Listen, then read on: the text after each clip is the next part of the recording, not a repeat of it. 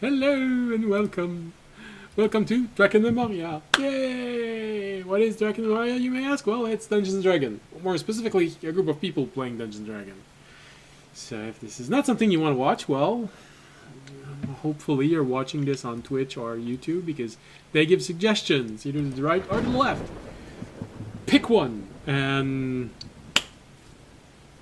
we hope you're gonna have a pleasant evening. Well, not all of us will hope you have a pleasant evening, but some of us will. For everyone else who actually wants to be here, and who actually wants to listen to us, play Dungeons and Dragons, maybe just Dungeons and Dragons. You could be there for the ambiance also. There's a thunderstorm, and then you're gonna leave, and you're gonna come back during the break, and so essentially you just watch whenever we're not there.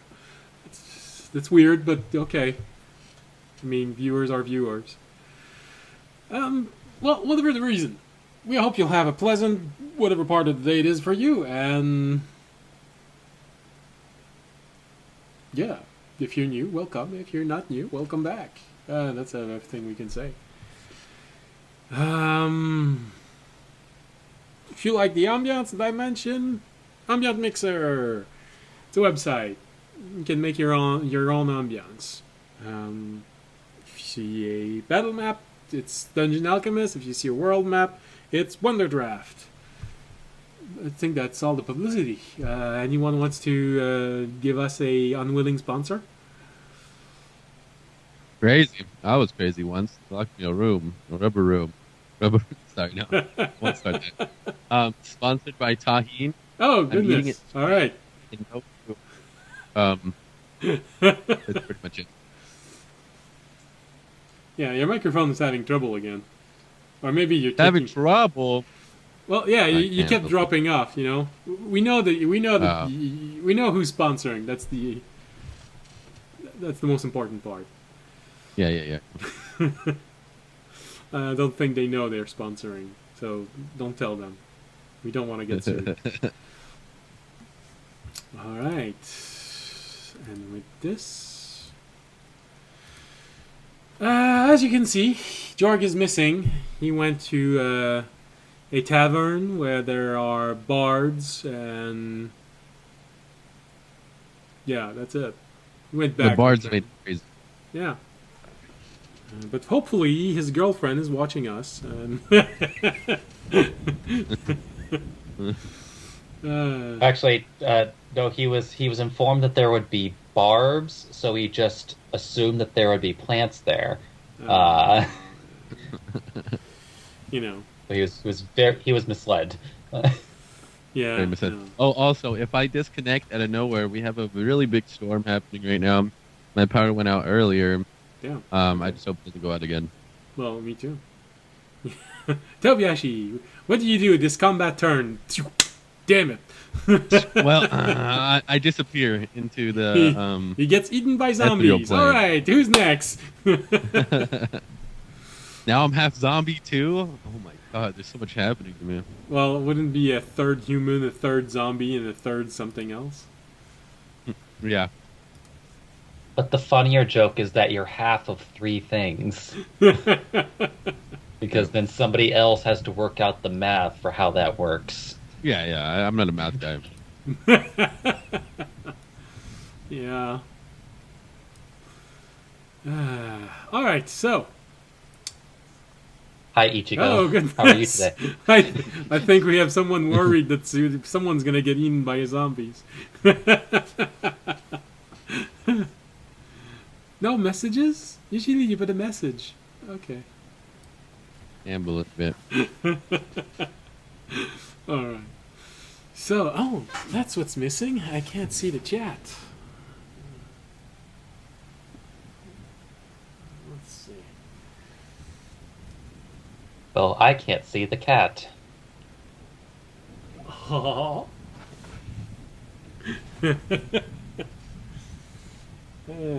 Yes, that's a joke we do in French.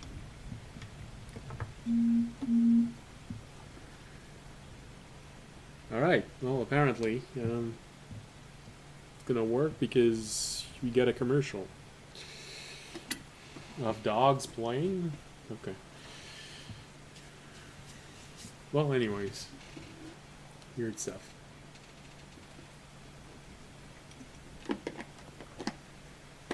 Now then. Phew. I was a bit worried. I came back and I saw that Division wasn't moving. Oh, I've been talking to myself all this time? No, okay. Someone else is moving. Alright, so, what happened last episode?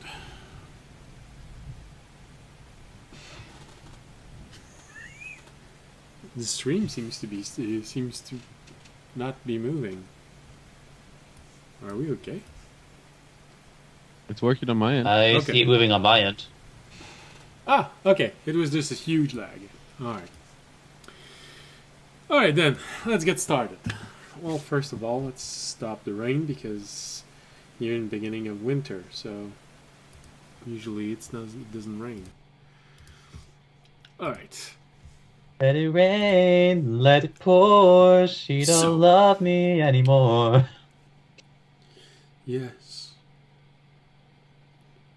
We just like to imagine Remy singing this in the middle of the town square. So, last episode, our party entered the undead infested island of Mid-Sal. With winter slowly setting in, many challenges are becoming worse than they were before. Their first challenge, making sure their train doesn't derail as they are entering the abandoned town. However, a secondary target was identified when a single building appeared to be unaffected by the falling snow. After investigation, this strange building... It's usually good not to skip words. After an investigation of this strange building and finding a note from their guide setting a rendezvous in 11 days, our party resumed on their previous goal to make sure their train doesn't derail as they're entering, because right now, well, who knows? Feels like you're about to get like we were saying before the stream, problems with undeads. Lots of problems with undeads.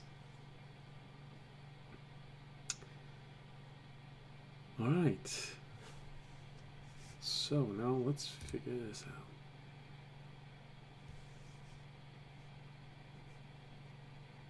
Okay, someone say something. I want to know that I'm not alone. Great. Okay. That was great.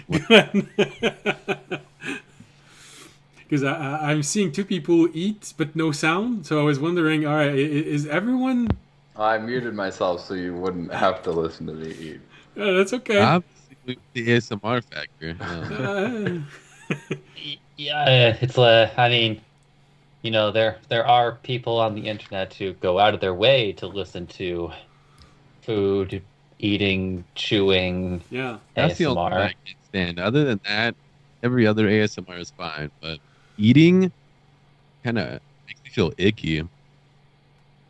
Well, maybe it's what they like, They enjoy that sensation of feeling chewed.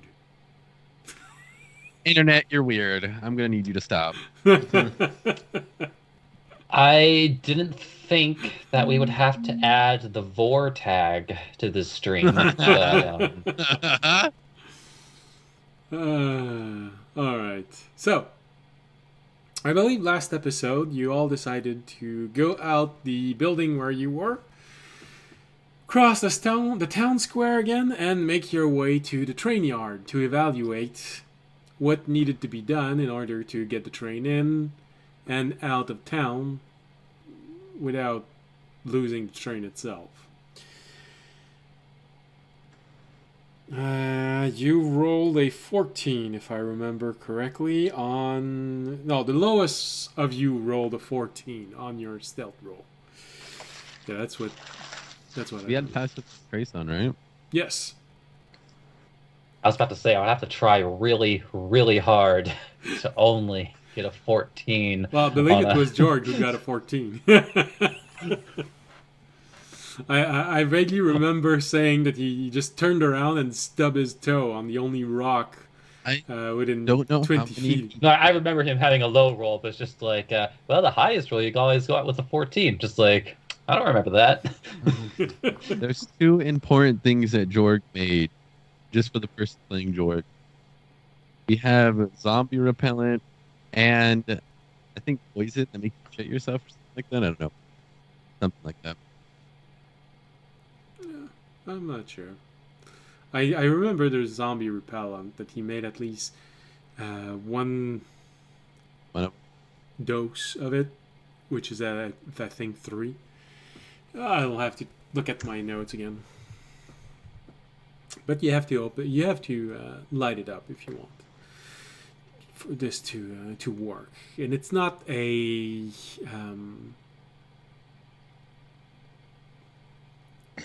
it's not you activate it and then all zombies leave out screaming. No, Yeah. it pushes them back, but they have a save, so some of them can actually push through and eventually get to you. It's similar to a antipathy sympathy spell.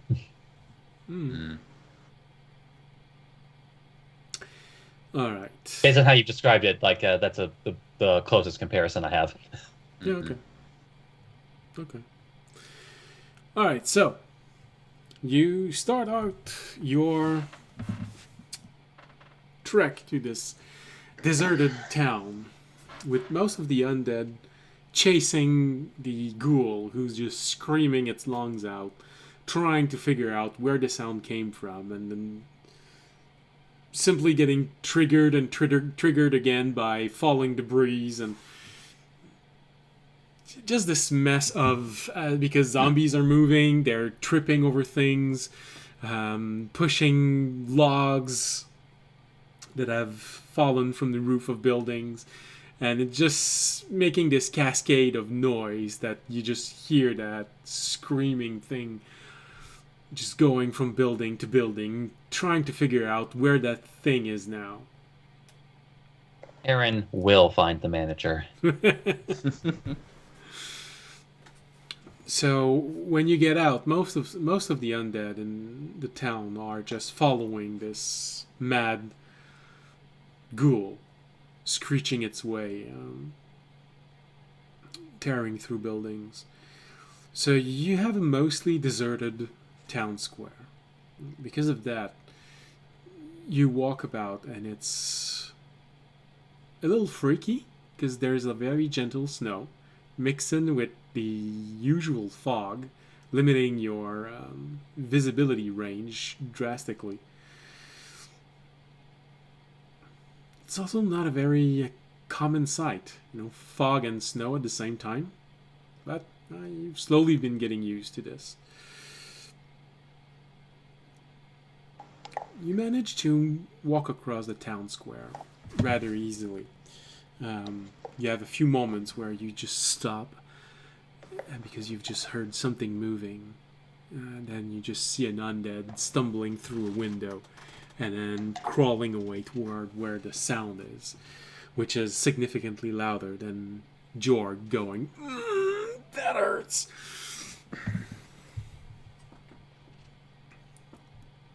Also, the occasional anthropomorphic fox with a mask, handkerchief, and gloves. But we just tell him to go away 3 times, and he does. Every single time it works, Just wait for it to reappear, make a sound, make it disappear. So, getting out of the town square is relatively easy. Fortunately for all of you, right now, the ghoul is, well, at least you think, judging from the screaming, directly the opposite of where you are. So, navigating through the few streets, blocking your way to where the train yard is not too hard. Stop a moment, you see an undead walking, following the advice that you were given several times since then. you hear moaning, just moaning. Just keep walking, let it pass. It seems to be working for now. Walking through those streets, you have also a better feel of probably how it was when the wall falls. Well, when the wall fell, so long ago, when the gate crashed. You see these doors that have been scratched to the point of breaking down, of losing their integrity and just falling apart. Some of them have been pushed in to the point where the hinges simply broke down. Some of the smaller house, you notice that the wall caved in, but toward the inside. So most likely it wasn't a very sturdy house. You can't help but to feel like it must be completely debilitating to be holding down the door and then suddenly you see the wall next to you crumble and undead just starts pouring in. There are traces of other things that happened in here. One house seems to have been completely obliterated. So there were probably ogres at one point. These zombie ogres that Remy warned you about. And that house was just pulverized by it. You probably looked for some survivor and just kept hammering that house until they couldn't sense life anymore. So somewhere in there, there might What do you get when you have a zombie ogre that sneezes? A zombooger. Oh, extra green.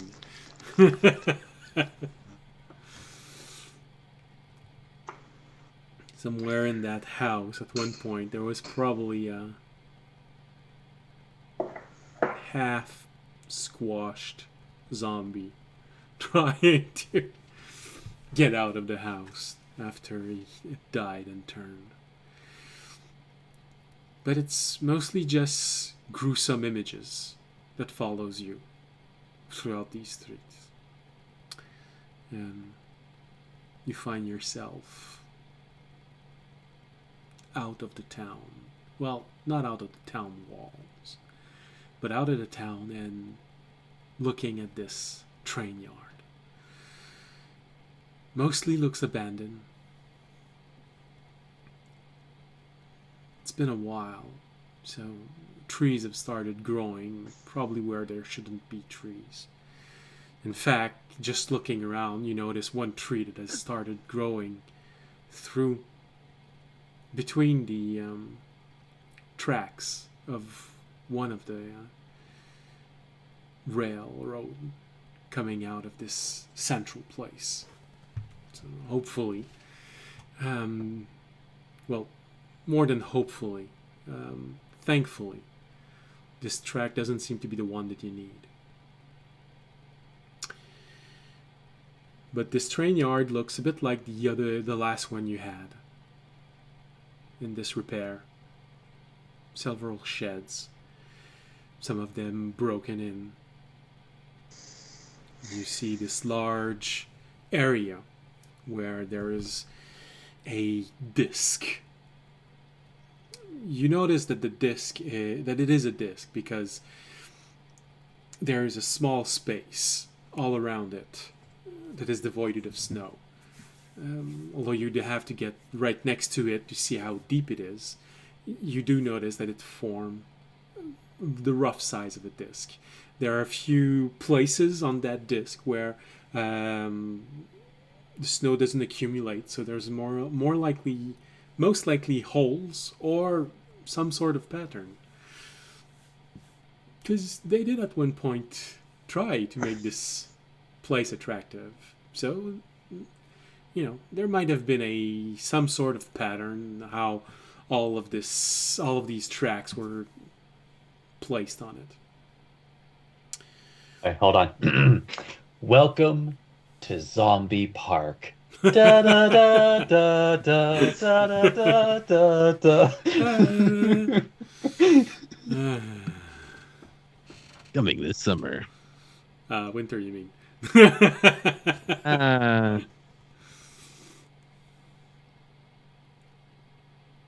All right, fall then.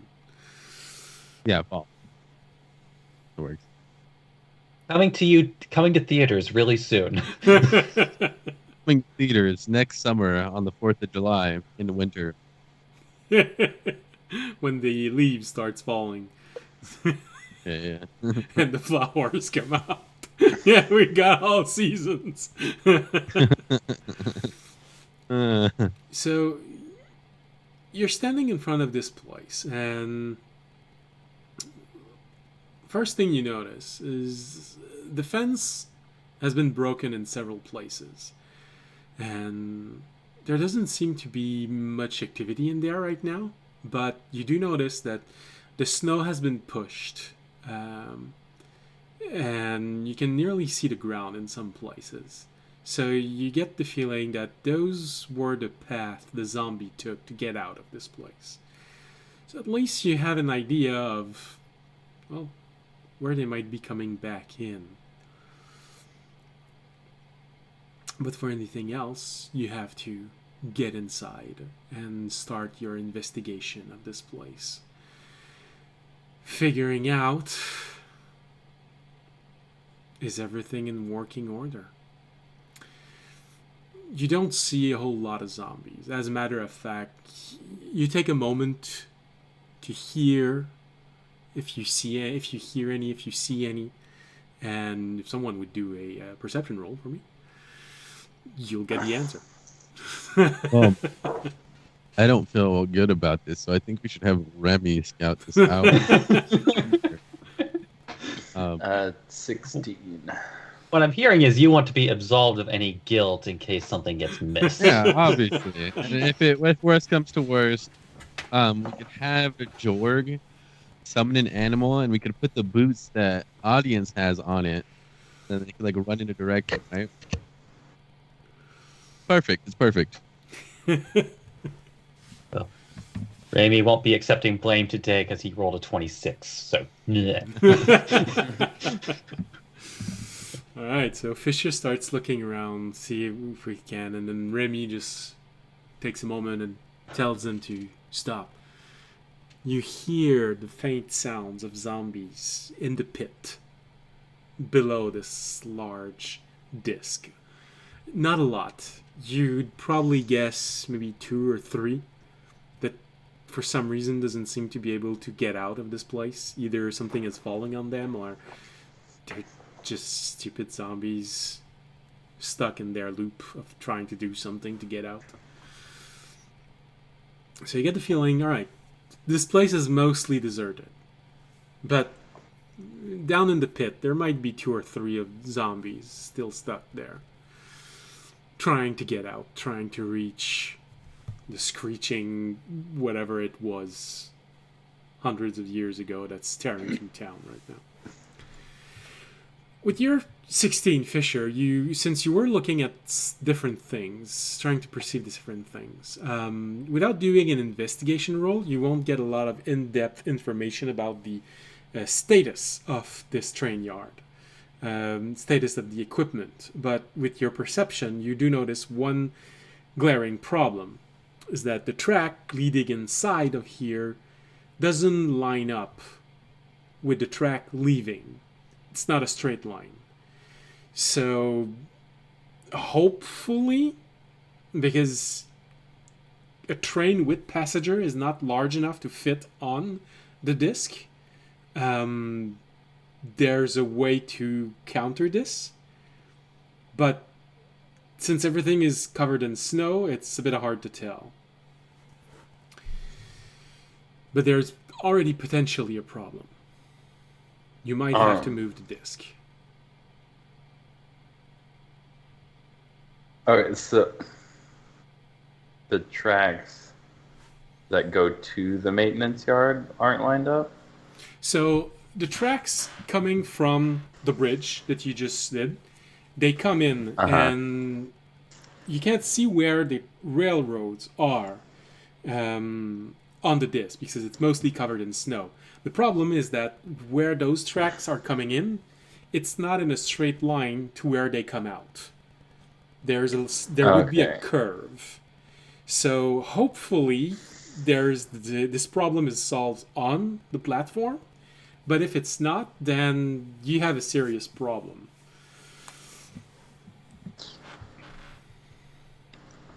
I guess I would like to move towards the platform to try and, because the snow is still being like pushed away from me, right? Yes, so long as you don't start dashing, it's being blown away. Like I said, it's not a powerful tool. If you were to fix it on the train, the raw speed of the train would overwhelm its capacity to move snow around. But so long as you're walking, yeah, the snow is slowly being pushed. And if you walk slowly, it even being pushed completely, and you can see everything that's on the ground. Okay. Then I would like to. Click the rage, please. Yeah, I guess move close enough that everything gets. All right, so you're coming in from the. That I can see stuff. You're coming in from the eastern side of this yard, and as you're moving, it's blowing away more snow. I would imagine because of this, Remy and Fisher are in point. Audience, Tobiashi, and Jorg would be behind. Whoa. Yes. We're all going in at the same time? Well, that's what I'm We just asking. why don't we let Remy just case the place while we wait here? Because what if there is something that's noisy in there, or like another one of those screaming things, and it gets all the other ones to come over here? Well, right now, Fisher and Remy seems to be casing the place. Never mind. Let's all go in then. What do you mean? I can be super sneaky. Yeah, right now, Jorg is doing the most sound. All right. Let's all go in then. The order you were saying. Yeah, most likely Remy and Fisher first, and between the three others, Audience, Tobiashi, and Jorg, who's first, Jorg middle, is and last. in the middle, right? I'm pretty sure Jorg is in the middle. Makes sense. The caster in the middle. And then audience and me. So audience and then me. I could like look out on the back. Not get hit first. So, audience, you have everyone's back? Yep. All right. Sounds good. All right, so the reason why all of these descriptions have been done like this is when you rolled your stealth 14, when you were in the town square, the DC was 10. When you were in the village, the DC was 5. And rolled a natural 1 for when you're in the air. So this is why there's practically no one. So as you're entering, you're pushing off the snow. You see a shed practically on your path, Fisher, just moving straight forward.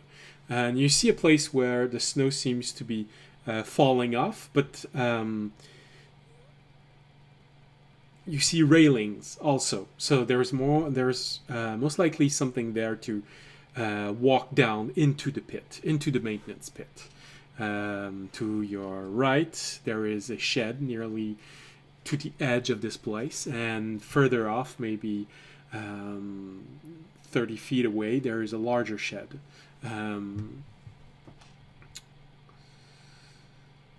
Facing toward the pit.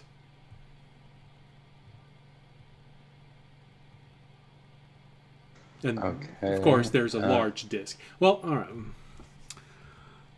Do you have a map? Yes, I actually do have a map because this is the most likely place where there will be a fight tonight. I was just hoping that I wouldn't have to show it tonight because it's a bit flat. I wanted to do more, but I only had 1 hour to finish it before we started, so... But yeah, I wanted to add a few elements of decor. Okay. And for us in our chat, here is the same image. So you can download it and see it in its full glory if you want to. So right now, you are entering Fisher from the right, with Remy next to you. Tobiashi, then Jorg, then audience. Sorry, audience, you're outside of the map for now. Alright, so the reason why you can see it's going down, because I didn't want to have to make two maps, one with the disc and one without it. So the large portion of the center, this is the pit, and there is a disc. Almost exactly the same size. Imagine it's round. The program doesn't have round edges, so I imagine it's round.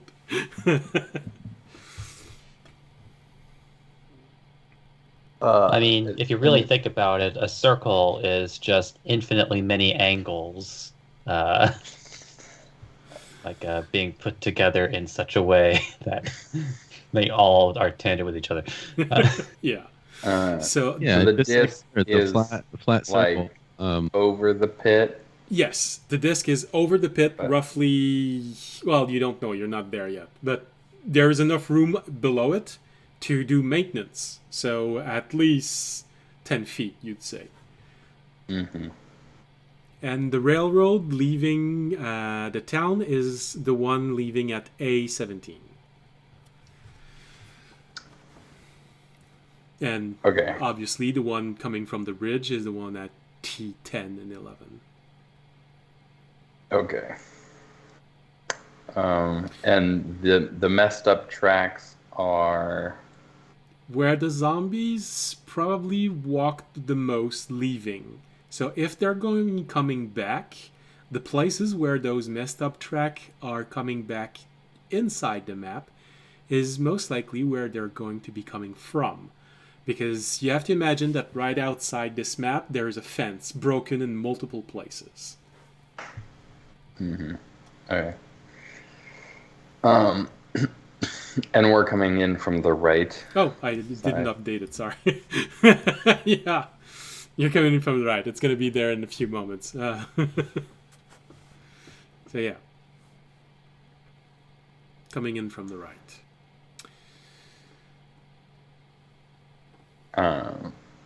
I think I'd like to check out the shed at, like, that's right there. What is that? HI Okay. 1718. All right. You get closer to it, and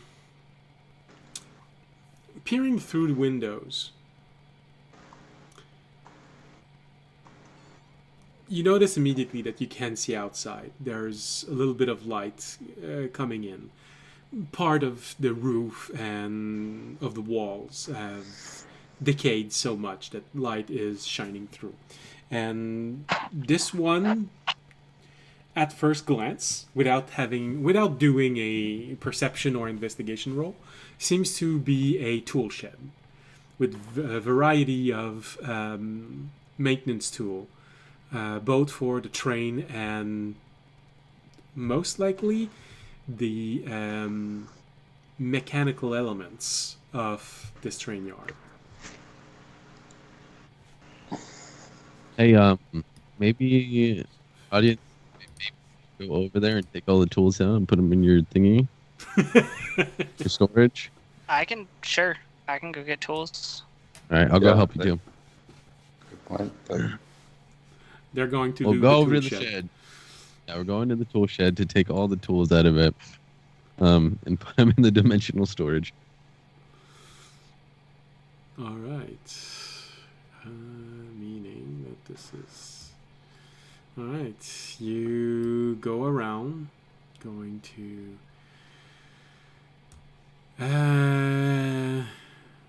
G18 and G17, where the door is. And... no, sorry. the door is next to the pit. So it's J, 16, 17, and 18. So you move a little bit closer, go inside.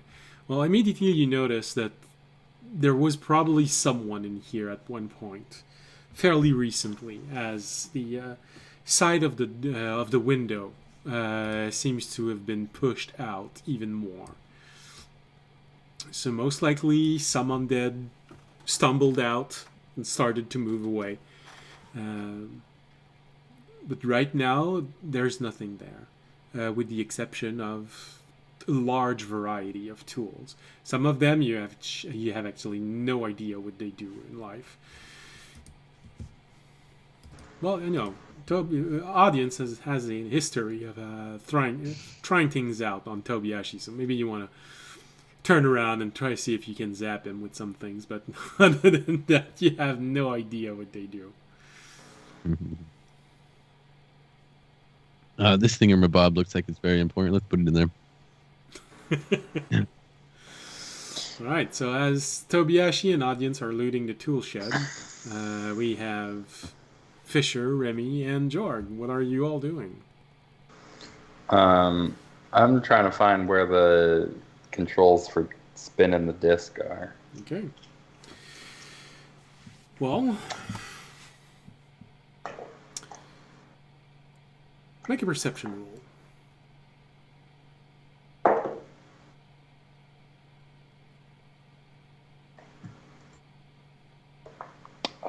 12.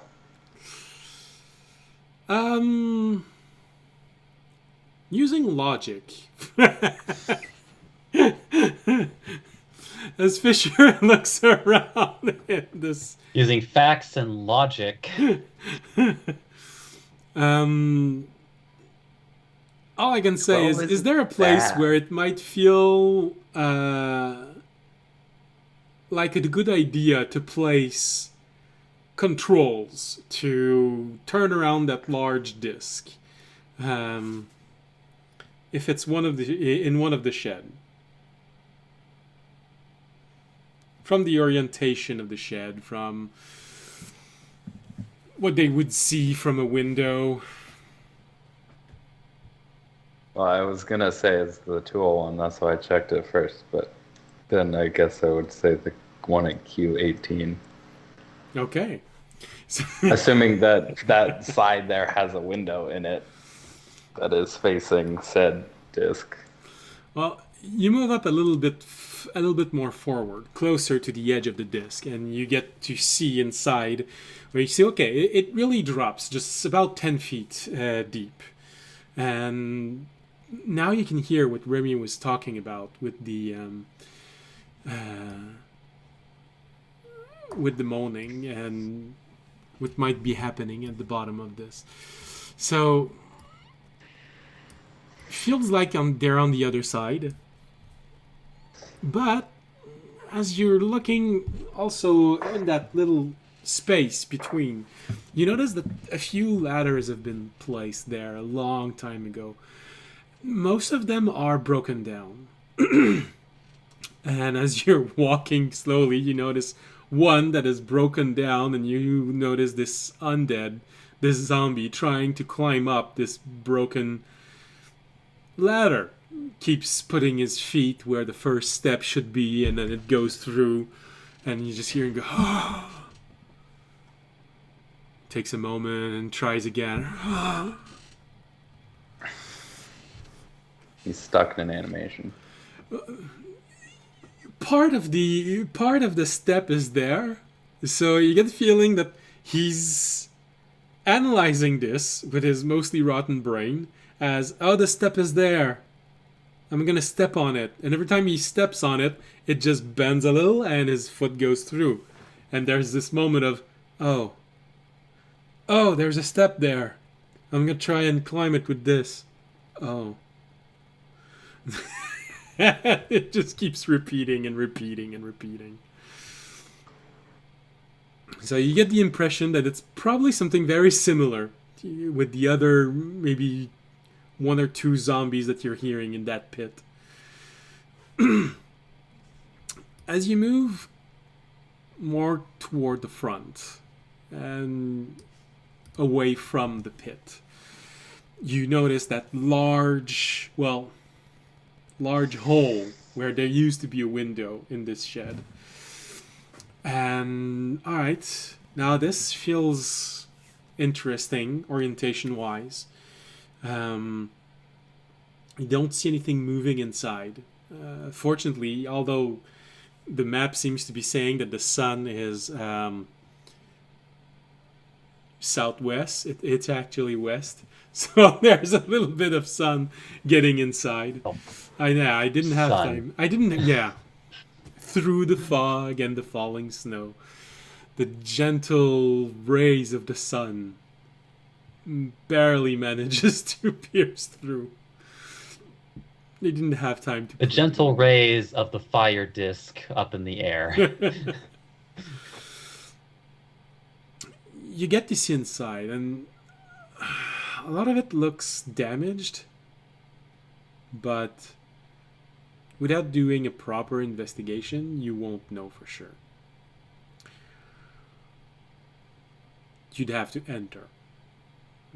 Alright, I'm going in. He turns around. I'm going in. And just jumps right in. Well, Makes a Oh no, loud the crashing bomb fell sound out of the because he's storage, made guys. Carefully step. well, you can get through the window or from a door broken down on the side. Door. Alright, you move to the door and then you enter. So while Fisher is doing this, and most likely an investigation roll, Remy, what are you doing? Ooh. Raimi is just kind of like wondering, like, okay, what the fuck? But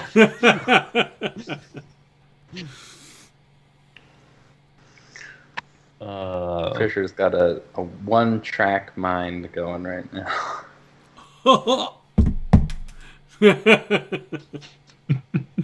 That was a 23 Okay. for investigation.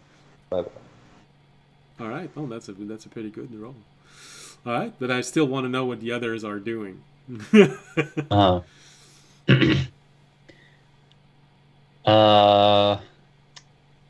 well, I guess Raimi is hoping that Fisher will say something if something happens. Yeah, like in every single Undead play you've Yep. seen. He's doing exactly what they're doing in every single Undead play.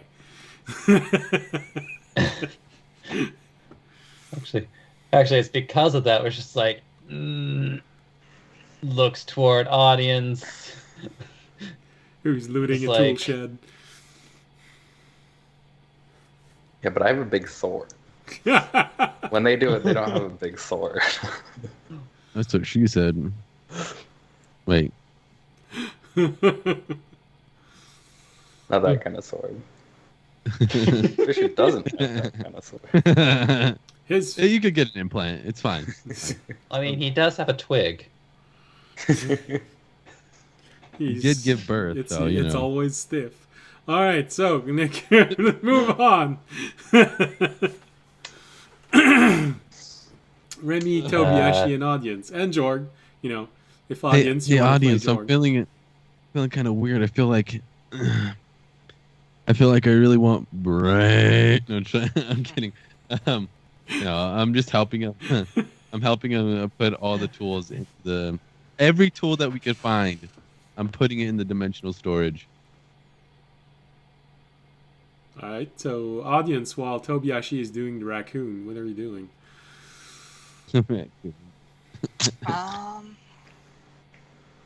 I mean, I'd say I'd be keeping a perception open. Made a So I'll roll roll. perception and, and helping Toby load tools in. All right. Just in case Fisher needs them to like repair the train. Well, I got a solid 8 for perception. You turn around and there's a wall. Oh yeah, you're inside of a shed. Yep. I don't see anything inside the shed, so I'll just Have Jorg roll one. so I'm just gonna help him have Jorg with us. Oh well, Yeah, he's Jorg on is the with us. map technically, but sure, Jorg can roll a perception as well, I guess. Oh, Jorg gets +7 to perception? What the hell? What the heck? He's a druid. Your wisdom is his. He has. It's his thing. Alright, Jorg got a 24. Jorg Damn. did a little better. All right, so watching around, trying to make sure that nothing bad happens. Jorg is keeping track of where the noise is, and it's slowly moving more toward the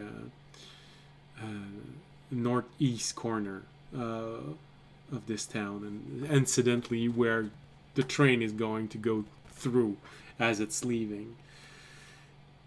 With a perception like this, watching all of this happen while Fisher has time to look around and then go in the shed and make an investigation there, you get the feeling that the horde of zombies is slowly making its way toward the north. Something is... The avalanche of sound is just slowly pushing them toward the north.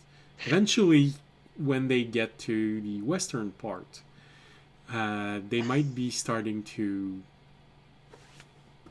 trickle in this court, this yard. But you have a little bit of time before that happens. Alright. So I guess Jorg and Tobiashi are... Oh, it's Jorg and Remy. Oh, that's gonna end well. You know, Remy Remy is right next to Jorg. If Jorg wants to say anything to the group, he either has to move to audience or tell Remy. Why don't you fly off? You know, tell us what's happening. Hey guys, for some reason, Pass Without Trace stopped working. Wild. No, wild shape. That's crazy.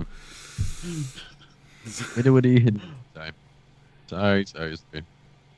All right. Well, I guess Remy's the only one who hasn't done something yet.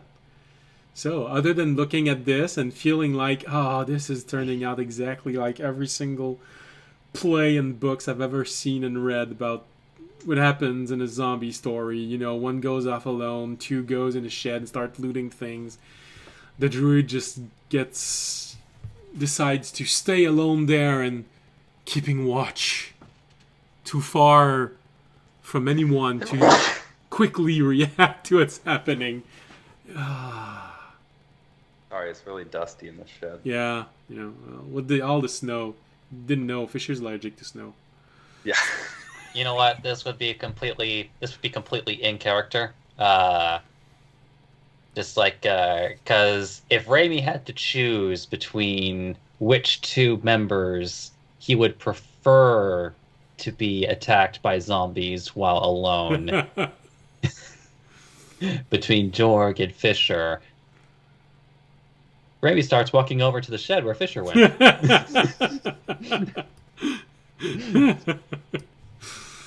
All right, so Solidarity, yeah, kind of. absolutely. So you move off toward where Fisher is, and you notice that he's rummaging severely through this. Your passive perception allows you to helps you understand also where the other zombies might be. As you were moving across, you saw these steps leading inside. And I know on the map the braziers are active, but they didn't have any non-active braziers. So you have to imagine that there's not actually living coal in there, living embers. You saw these steps going down, and you know, being a Kenku, that architects like symmetry. So there's probably the same steps on the other side. But as you keep hearing this...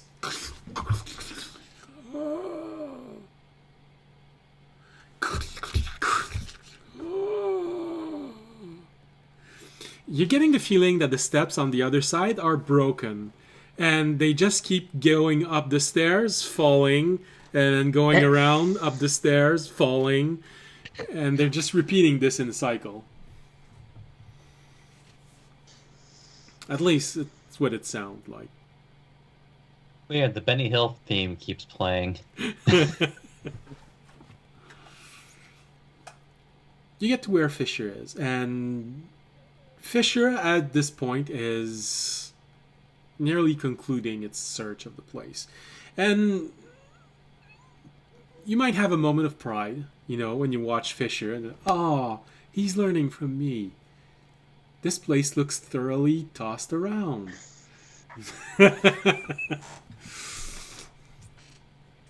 You did a pretty good job of looking around, Fisher, of trying to figure out everything. And there's a whole lot of levers, buttons.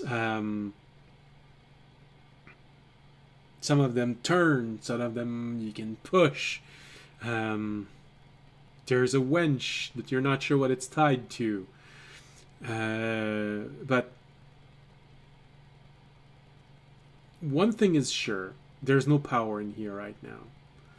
It's probably not difficult bringing back the power here, but you do notice that there is a slight problem with how everything fell dormant. First of all, you found what was probably the yard keeper. There's a skeleton, mostly broken down, on the floor. The way that he's placed makes you feel like that was a horrible last few moments in his life. Back turned to the door, which was partially caved in. He looks like he fell on his knees and then on his side. Then you look at the window in front of you, which is completely broken in. Get the feeling that someone punched through the window and then came through the door and probably got grabbed from the front and then from the side and was pushed to the ground and died in this position. But he was trying to resolve a problem. You see the dial, which you think is representative of the large plate at the center. And it's aligned to get the train in one of the storage shed. As you thought, there is a way to change tracks. There is a small device which changes the tracks. Unfortunately, from what you can deduce of what you see in front of you, there's something blocking it. And he was trying to unblock everything when he got cut down by undeads. So there is a misalignment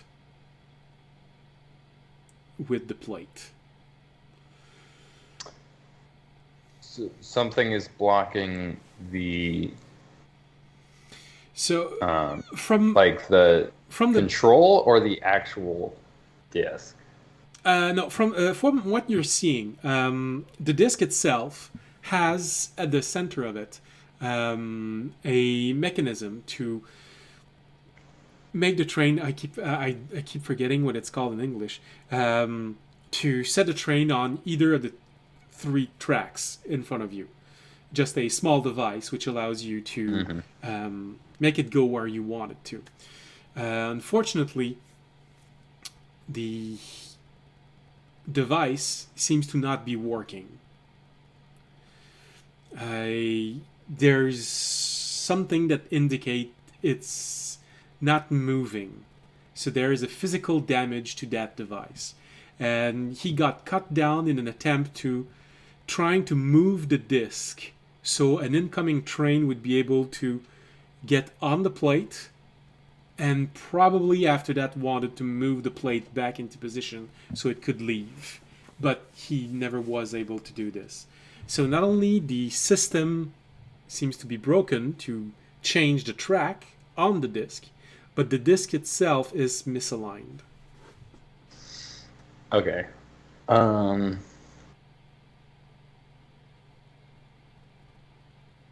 You know that the tracks are covered in enchantments, so they can repair themselves.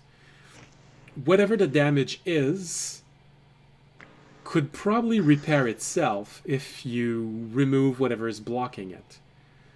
Mm-hmm. But you don't know how long it's going to take. And judging by what he was doing, he judged that it would take too long to wait. But you don't know why he was such in a hurry. Probably because the main gate had just been broken in and people were trying to leave by running in every direction. But you guess it's that. Mm-hmm. Okay, so can I do I need to do like a check to figure out how to fix it? Or Arcana. Probably, yes. alright.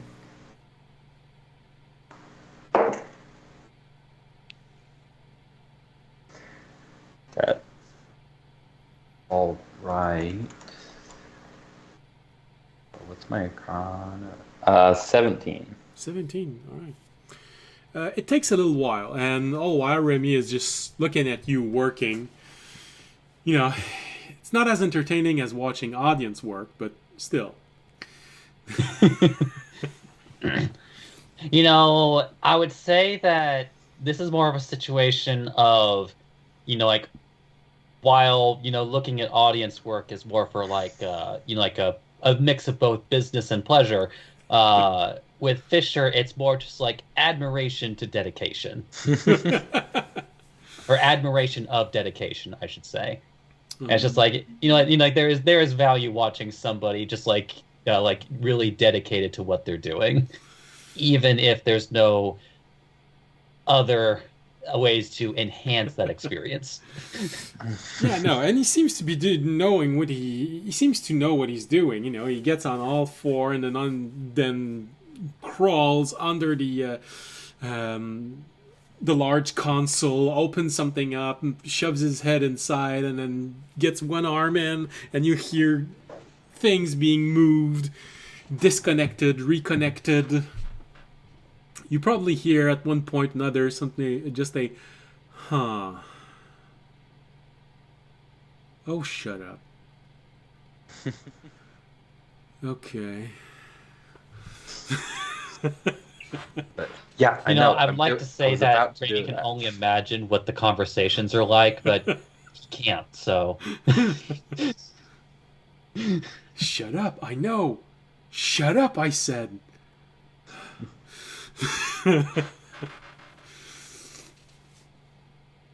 Alright. Meanwhile, Tobiyashi and audience, it's probably been at least a good 10, if not 15 minutes, so you're probably reaching the end of shoving everything you can inside, trying to not break things that look like they can be broken, and whatever can't be broken, just throwing it in. So now the shed looks clean. Well, you know, there's still this wall that needs to be fixed, and the window, it's gone, and there's a hole, and it's in the roof, but it's clean now.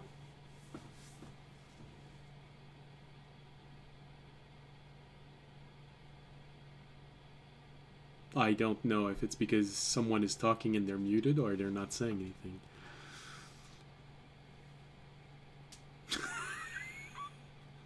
Audience? What an answer.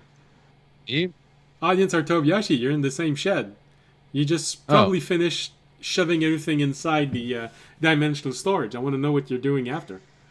I guess, well, after really we don't have anything else to do in here, so unless you want to like make out audience, I mean, we No, like, I mean, yeah, I kind of. we just go find He Fisher. feels a disturbance in the force. No, yeah, we'll just go find Fisher and the rest of everybody else. Yeah. All right. That's pretty much see if we could help Fisher out with anything. Jorg keeping. I tell him obviously.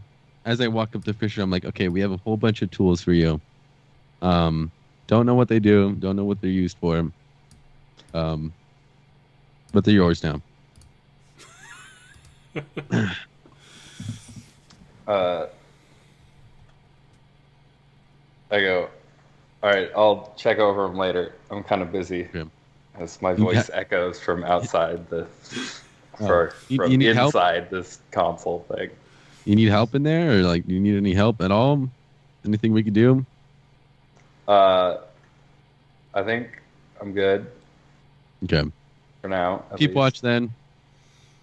Right now, Fisher, you've probably never been so happy to have taken one level in Wizard, as it's helping you make sense of all this machinery. Although some of it exceeds your knowledge, it's really helping a whole lot.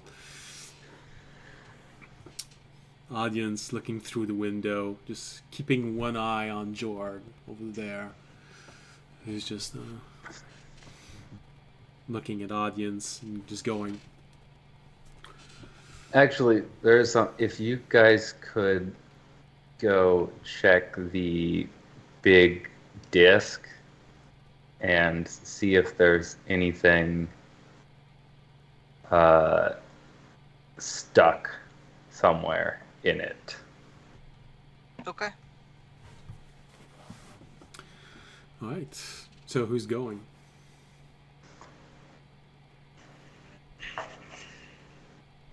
I guess me and Toby. Okay. 'Cause he just asked us. Yeah, no, Yeah. I know, but I'll just I was wondering, maybe Tobiyashi didn't want to go. Maybe Remy wanted to go with Tobiyashi. You never know. I mean,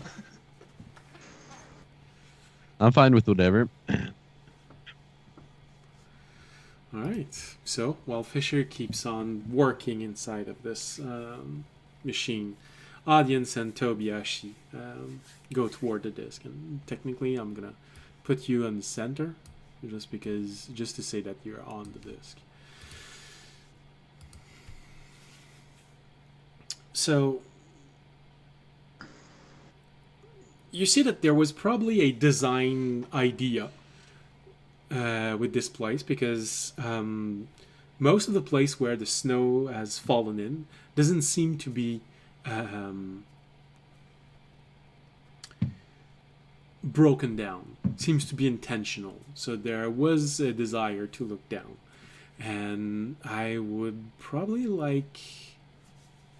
Well, when you go on the disc, how are you going about this exactly? There's a fair amount of snow on top of it. We should probably move the snow then, right? So we could see what's on the disc. If there's any writing or anything, instructions. It's a 60 feet wide by 60 feet high disc. So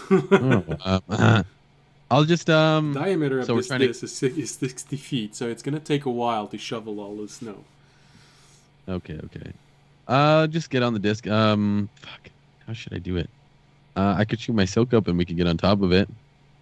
Unless we're already... It's like we can just jump on it. Because you're on top, because you didn't go down, it's just a short jump. It's maybe 2 or 3 feet from the edge to the disc itself. So it's not even a jump. It's just a skip.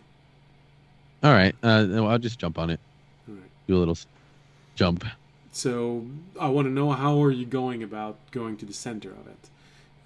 You see that there are places where the snow has kept falling through. And, probably because this summer went through, because of the other seasons, the snow is not very thick right now. But you notice places where the snow just kept on falling. Audience, you would know that there is a chance that the snow might have covered holes in the pattern. So there's a chance that you might make a step and go through. Tobiyashi, you don't know this, because the snow has never fallen that deep where you live. It's barely ever goes deeper than ankle deep in the Mid-Sal Island chain. Oh, I'll wait for audience to make his move first.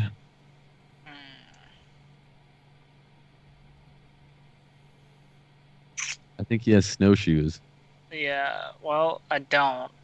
But I will just go out. I mean, I'm like, it's fine.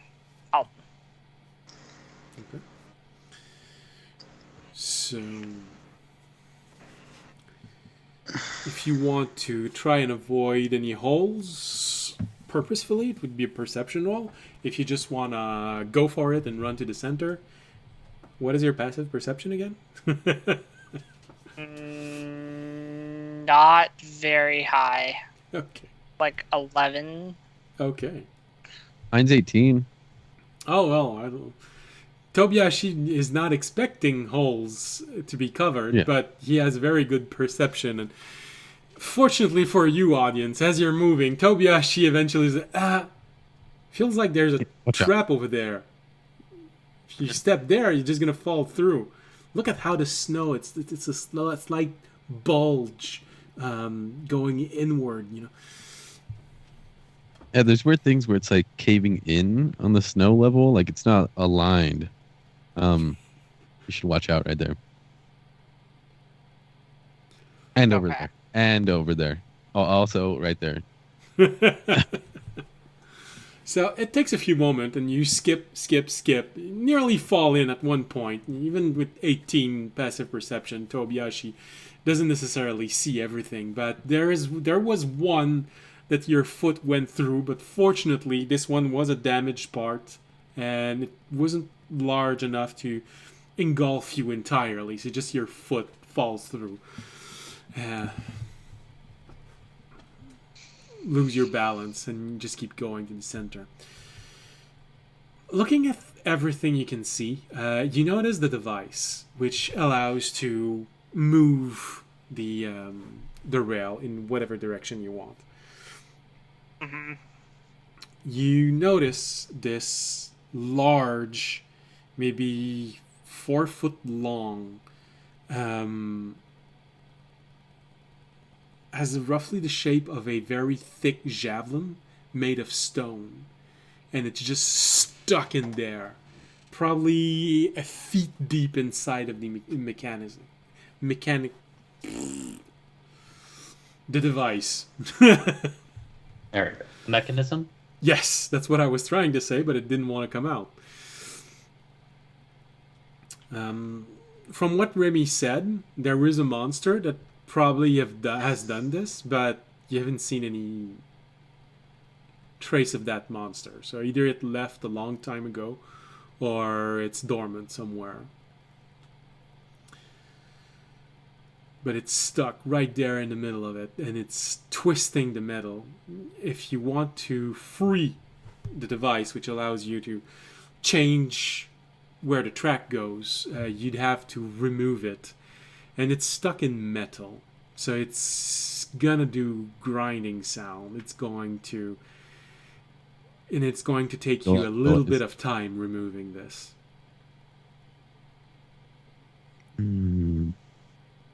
Not if we have oil. Well, Do we have oil? that's the All right, I would like to cut myself, and I spread my blood all over. Yeah, you have kind of like. No, I don't want to injure myself right now. I feel like somebody's got to have some leftover oil from when we got. I have 2 oil flasks, and that's what we want to put holy water on it, if that will work. That's Um, not work. Does not work. Okay, cool. We do have the oil. We have the oil flasks, right? Yeah. Yeah, I still have Yeah. 2. Yeah, Yeah, just use use those. one of those, and We then could oil it up. won't. Yeah, oil just make it like put it in the grooves, and it won't make as much noise. Okay. I will start pouring oil on it. We're trying to move this, right? I'll start like jiggling it, like so the oil can get into the grooves, like wiggling it Okay. free. Okay, since you're trying to do this without drawing attention, We both need to roll something, or is it just like an assist? no, an assist would be okay.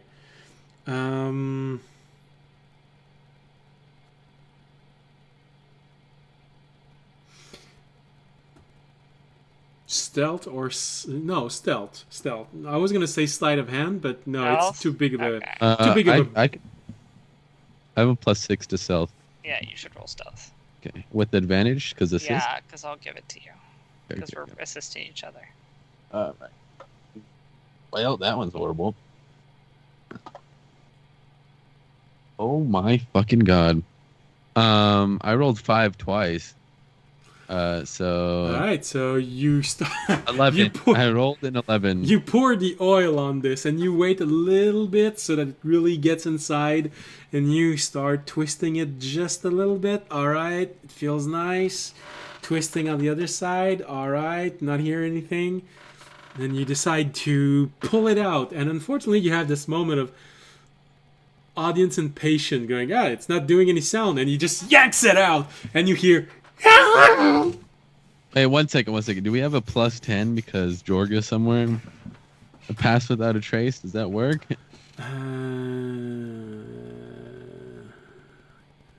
I don't know. I don't know where Jorg is right now. Well, he's 60 Jorg feet away come with from us. you all. Fuck.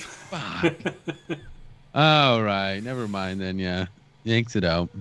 So you hear this grinding and scratching and something that just seems to fall through this cavity. It just go tong tong tong bang bang bang, bang. Well, that didn't sound good, audience. Yeah. Well, at least the lever works. Yeah, We need to turn it in a certain way. Well, you removed a large piece of quill that was preventing it from moving. So now you have the device in front of you, and wow, okay. This looks bad. Maybe it still works. You'd have to try it. I'll try it. I'll assist, audience. It's a large try lever it. that you have to pull or push depending on where you want it to go. That's a 24. Damn. All right. Roll it, yeah, just in case. Just So, what did you roll, Tobiyashi? oh, I was assisting. Okay, sorry. audience. So, Ions pulls on it and confidently, his shirt ripping as he's pulling that lever, trying to put it back in the right position. You hear.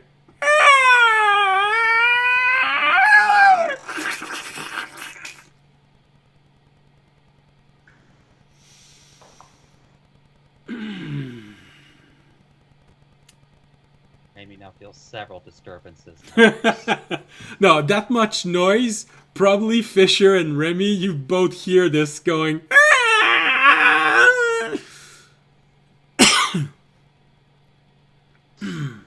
If nah, it's not gonna judge. Fisher just going. You hear something? Turn No? Okay. It's fine. Meanwhile, like Raimi's head is like cocked like a solid 75. Fisher's first reaction is like, inch. "Wait, what did I do?"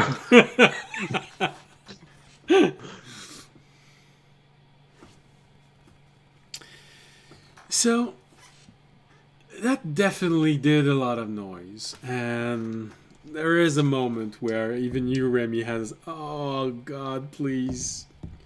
Well, gods, the more gods answer this Please, prayer. the dragon. The dragon. And a few others, the more the merrier.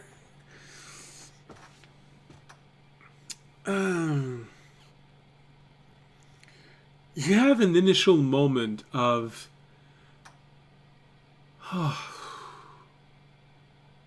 there doesn't seem to be a reaction from the city, from the town. Then you hear from below this plate, this large plate, you hear the zombie just go,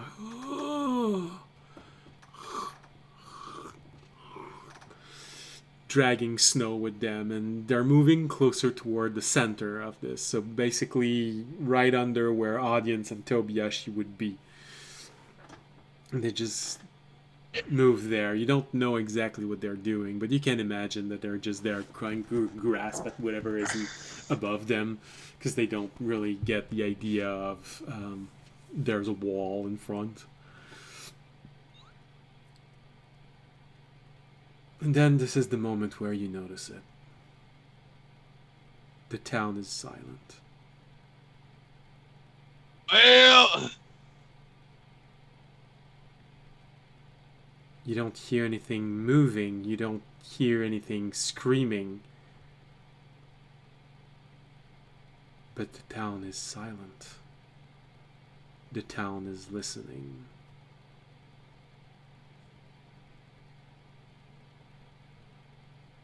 Any new disturbance, any new major disturbance might bring everything in. Alright. Too much snow is preventing you to have visual confirmation that the rail is aligned properly. But you think you pushed it in the right direction. You're 90% which way are we trying to sure. have it go? The one to the right? Yes, or the middle one that exits at A17. Yeah. From your end, Fisher, after you go back to fixing everything, and you manage to restore partial power to this console, you hear just a little bit of humming, just going, oh, hey, it works. So you pull yourself out of the console, probably annoying Remy slightly, because as you're moving, your body is grinding on a few different things as you're removing yourself from that console. But also Remy knows that, all right, this doesn't carry very far. There's a shed around it, and then there's snow which absorbs sound, and there's at least a good 50 yards before 50 feet before we reach the fence, so probably no one heard this. Well, Jorg would know, but no one wanted to stay with Jorg. So I assume Jorg was with us. okay, Jorg decided to come with Tobiyashi and Audience. Alright, we're going to put it at center.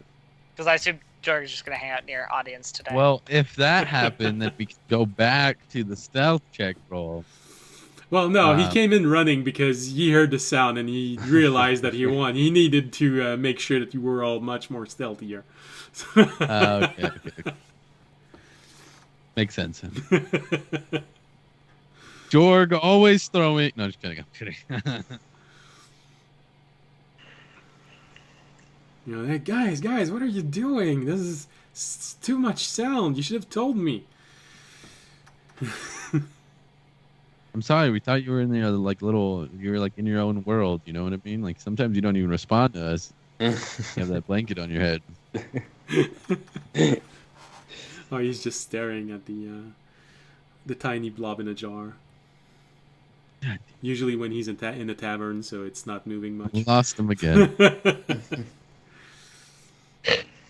So, Fisher, you wrench yourself out of this console, get back on your feet, and look at everything that it's saying. Although you recognize that full power hasn't been restored, you see enough that you know what the problem might be. There seemed to be a disconnect from the shed to the gears at the center of the disc. There is a small warning telling you that there's a malfunction. The disc is not turning. There is a small recommendation that is faintly pulsing, telling you to use the manual activation to turn the disc. All right. From your experience, because you did some research, usually such things are close to the mechanical device itself. So most likely inside the pit. And it's going to be turning this large disc, which most likely is going to be very noisy and slow. Sounds about right. All right. I will get up and leave the shed.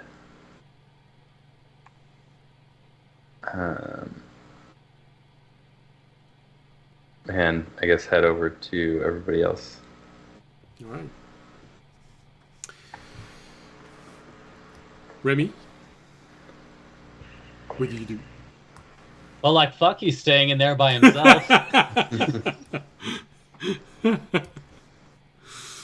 Alright, so you all find yourself back in the center, taking care to not fall into those pits.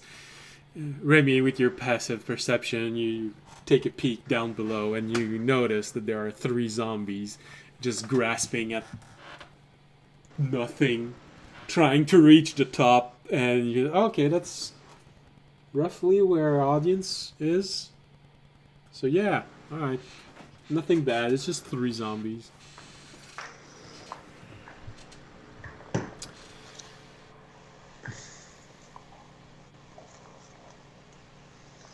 Of course, as Fisher is moving, it's blowing away all of the snow. You get a better feel of everything that's there and how the rail have been placed. When you get to the center, you can see easily how the railroad has been replaced. It's slightly misaligned. It feels like the railroad is turning in the right direction, but it's the way that the disc is aligned to the track, the central track. So the one at D, that exit at A, 10 and 11. So you'd still have to turn it maybe 10 or 15 degrees so that it fits with the track below and leaving. And then there's the second problem that the train is going to make some noise.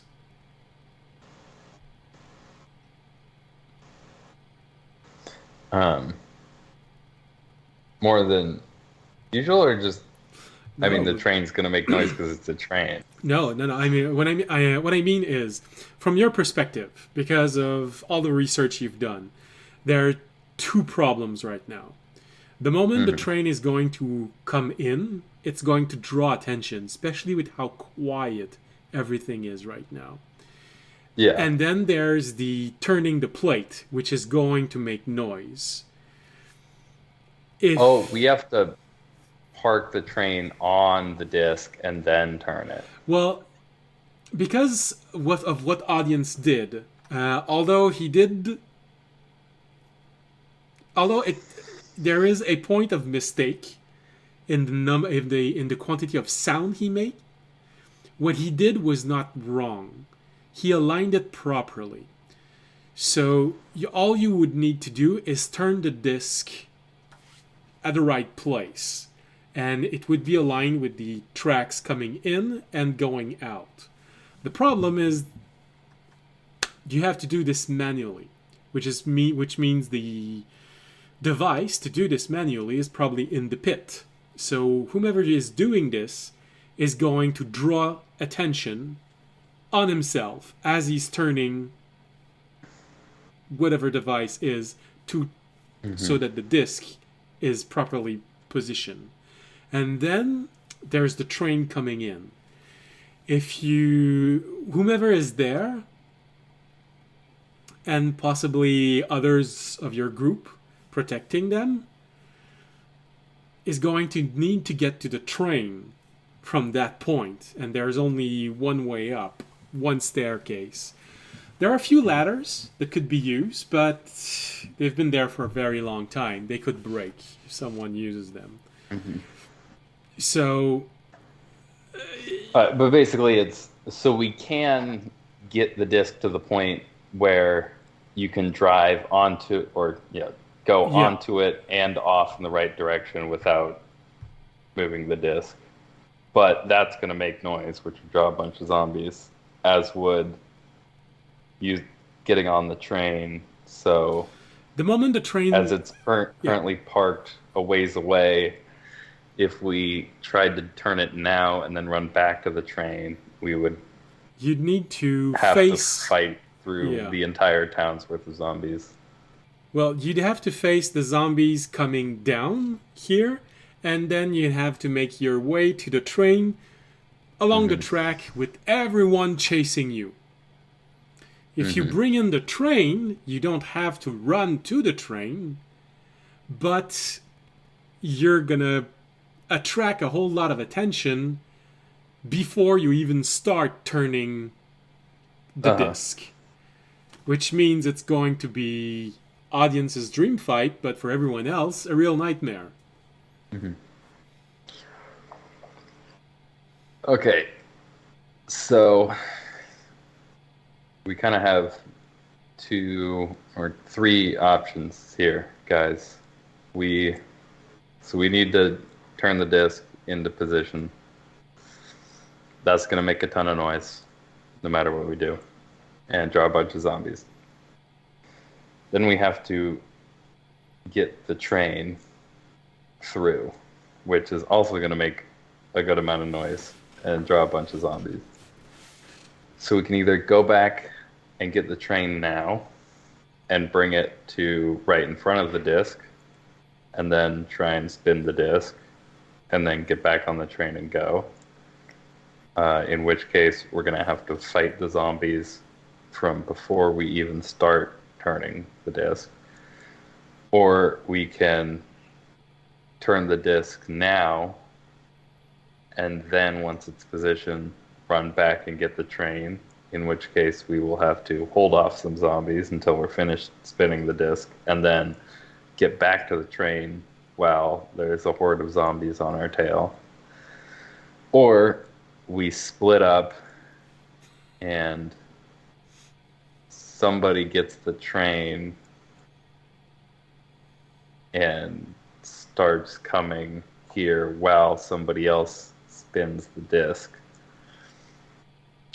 In which case it would limit the amount. Yeah, I would save time and make it easier to effectively make us have to fight less zombies, but also we would be split up, and so each team would have to deal with whatever zombies they attract. Well, the train shouldn't attract that many, right, though? Because it would, I mean, it will, but also, like, we'll be on the train, so... The train makes as much noise as a steam engine, so it's pretty loud. Yeah, it'll make a lot of noise, but really the risk for that team is getting back to the train unseen. It's like once we're on the train, it'll make noise, but then we should be safe-ish on the train until it gets here. In which case, we'll be jumping into all the zombies with whoever is currently holding off that horde while they spin the disc.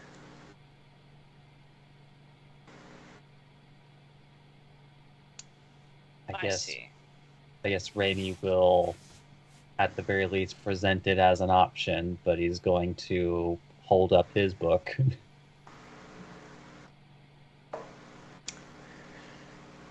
You want to use the dome to protect whoever's spinning the disc? Rainey nods. Would that work? Yeah. If whoever's spinning the disc needs to be I guess, like, can the dome wrap around whatever Well, mechanism? the way that it is described, if there is an obstacle breaking the dome is not going to form. It has to be a flat surface, mostly flat surface, devoided of obstacle.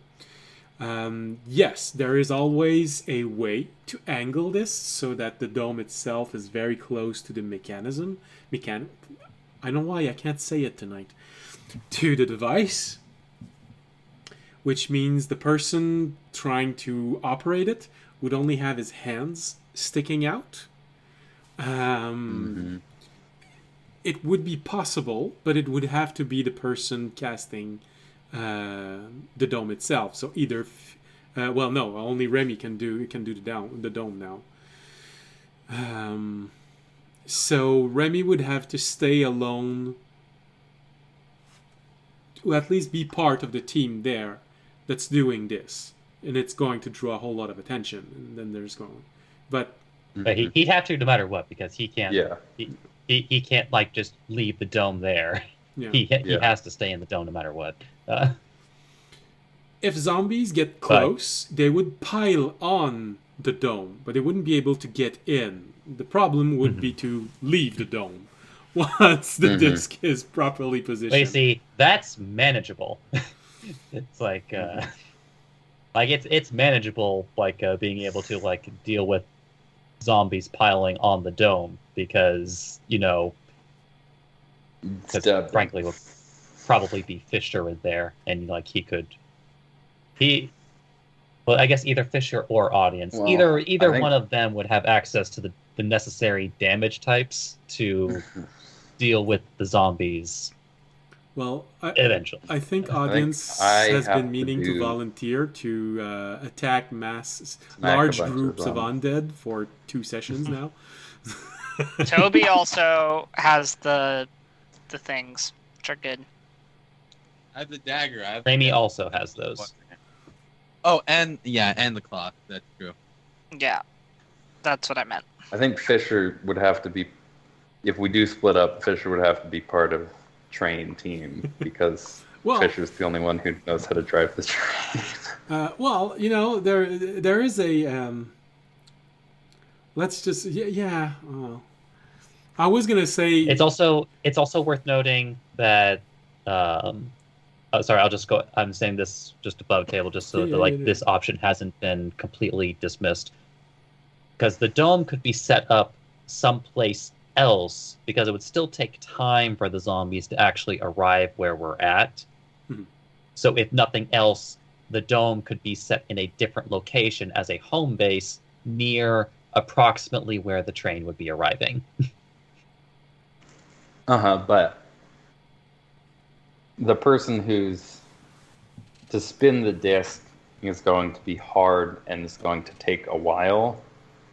So I believe zombies will be there before we're done spinning the disc. So it'd be beneficial for someone to be able to stay in the dome and safely finish spinning the disc before. So to help you mechanics wise, Fisher, you have a moment where you think about, I'm going to look through a hole there, and I'm going to, good, look, I see the device. It's sort of a large wheel that you have to turn. So basically what's going to happen is the person that's going to turn it is going to have to do a strength roll. And the result is going to tell me how long it's going to take them to align the disc. Now, question, if I use my silk, can I use wisdom instead of the strength roll? The result is still going to tell me how long it's going to take you to place the disc. Right. I mean, I could do it. If we have any... I mean, we could have me and audience do it at the same time, which would probably make it go faster. But the only thing you'd lose 2 person to protect the rest of the group. You'd only have 3 person active to defend the group as the zombie are coming in, and at least one of them needs to be in the train to get it back here. And I just How far is the? I just want to underline that Jorg is not there, so just so that he doesn't need, he's not a weight to the rest of the group for the session. You could tell him how to get the train here, just so that everyone also, if Jorg can. summons animals, we could ride them back to the train. No, I'm just saying, if you don't want to have to manage a player that's not there for this, I am giving it to you as an option. Yeah, but Jorg also has area of effect spells. I know. Which are good against So hordes. are we talking about starting the train up and then the zombies coming after it started, or getting the track in line?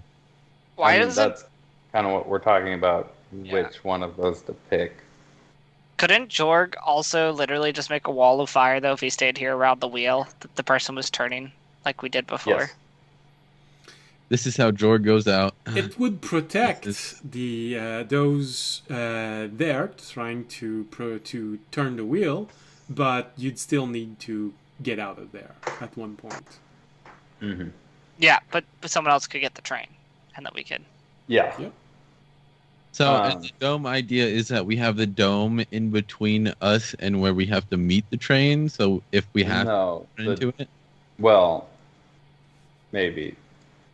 That's an option. The other was, or my idea was, have the dome next, or I think this was also Zach's first idea, have the dome next to the mechanism so you could stay in the dome while turning the mechanism. well, if we have Jorg put the ring of fire, do we need the dome there, or I mean, there will probably be some 'Cause zombies if the that make it zombies- through the ring the only without thing dying. is that if we have the dome there and the zombies all come and we're inside the dome, we're gonna be surrounded and we have to figure out how to get through a thing of like a whole like horde of zombies to start running towards the train. Is that correct? Yes. You said there's a lip or like a gap between the disc and the outer edge of the pit. Yes, only 2 or 3 feet.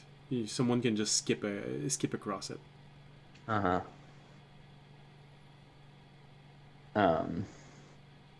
Alright, yeah.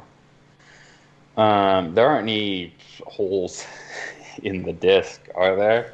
Yes. There were There are. elements of decoration in this, and some of these, there are areas where time has just broken it apart. So yes, there are holes. That's how you just took a peek down and saw. Oh, here's the mechanism that you have to turn. Mm-hmm. So yeah, no, there are holes. Okay. Well, in that case, I think we could just knot a rope and secure it to the top here, and then whoever's down there turning the mechanism, once you're done with that, possibly instead of having to fight your way out You through the pull us out zombies, the rope? might be able to just come up the rope to the top of the disc. I could do that with my silk. Another thing is that if we do have Jorg's firewall thing as a concentration thing, we could also have the zombie incense going off too. So there's some zombies that will probably fail it, but the ones that do get through, they'll go through the fire, right? So we have more of a chance. To start. We only have one of that incense, right? We do only have one of them. I'm gonna look. I believe it makes a number of them when you make. Oh, 3 of them. He said 3. I think. Okay. Okay. Druidic herbal magic. That So, item. Honestly, if our secondary concern is making sure that whoever is doing the thing is able to get out, I think the 2 people that would need to be there would need to be. fast. We joked about it before, but Raimi and Toby. Yeah, it's because Yes. we could run faster, right? Well, Rainey has a different means of getting out of a situation like that without having to engage with any enemies. Yeah. And then we do have we both do have the cloth. Cloth to turn undead. Yeah, the cloth of turn undead. Which we could so we could use the orb and then stick our hand out and use the cloth of turn undead and then make a run for it, right? Or would that not work? Well, yeah, go ahead. It's like you're making an assumption that those claws would be able to actually deal with all of them.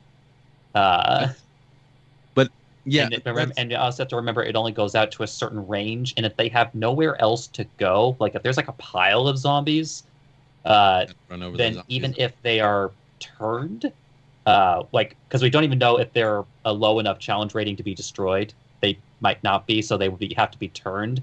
And if they have nowhere to go, or if, in mechanical terms, they can't find a way to occupy a space that isn't occupied by another creature, then we're basically stuck with the same problem that we did before, except now the zombies are taking up space and they're scared of us for a little bit.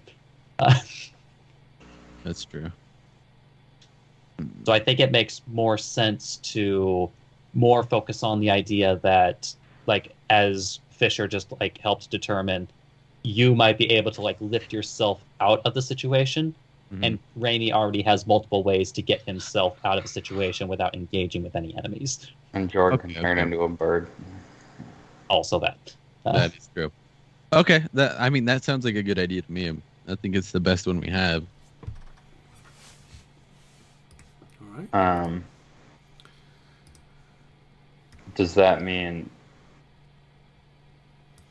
So I guess from what I'm hearing, the plan is Remy, Tobiashi, and Jorg stays here and align the plate while Audience and Fisher go get the train.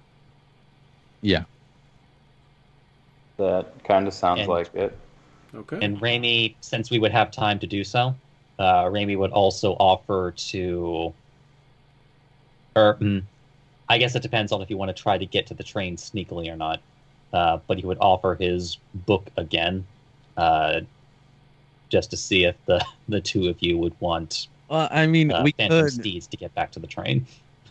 Oh, that's also true. We could use the Phantom Steeds. I think that's a good idea.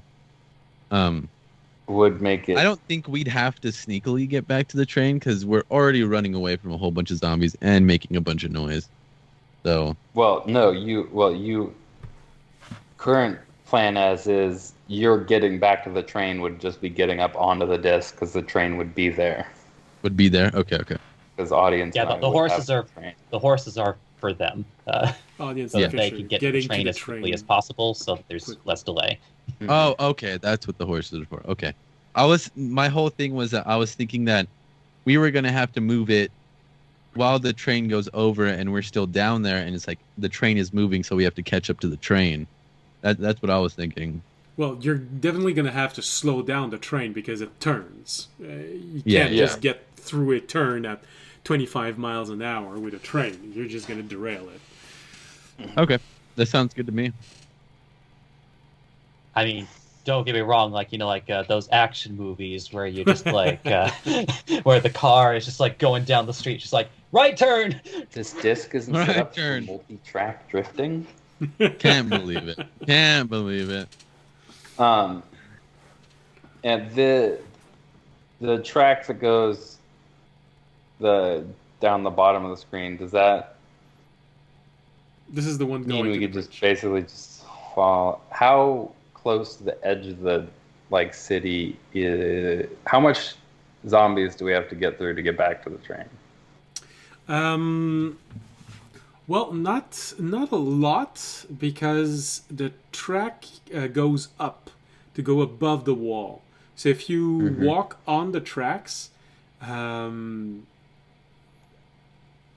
because you've dealt with the zombies as you were arriving in, you might, unless something drew them back, you might have to face 5 or 6 of them, but that would be it. And you get a feeling the audience really wants this. Mm-hmm. Alright. I mean, we could do Phantom Steeds that would let us get back faster.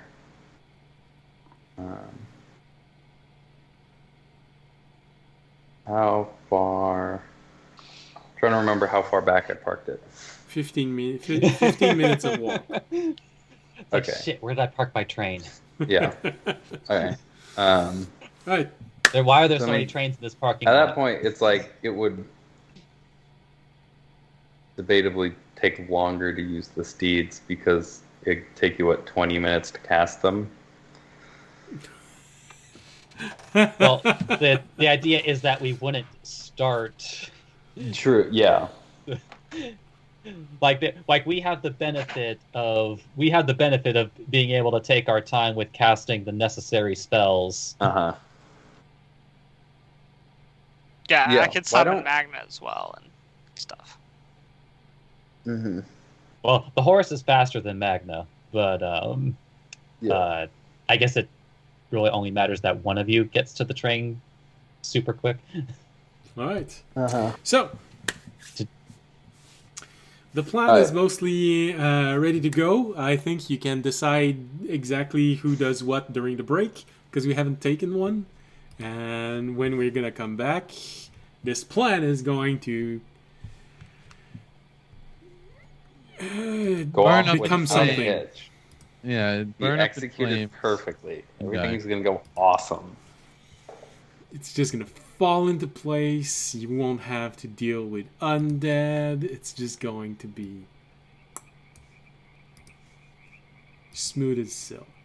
Oh, There won't be an ogre that's gonna show up and break the whole disc into pieces. Ghosty Moth just followed the story. Yay, hello. Hey, All right. Yeah, no, absolutely. There's not going to be any ogre zombies or elemental undead trying to prevent you from doing this. Why would I ever do this? Come on. Mm-hmm. All right. So, well, you're here first. Don't trust your DM ever. we're gonna go on the break. This is what these toad means in the marsh sound, and we'll be back in 15 minutes. Hopefully, Ghosty Moth, you'll still be there when we come back in 15 minutes.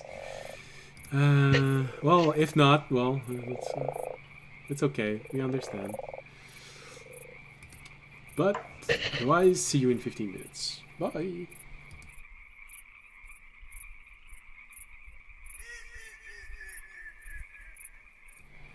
Hello and welcome back. See, I told you. 15 minutes. Well, it was more like 16 minutes. Sorry. Alright.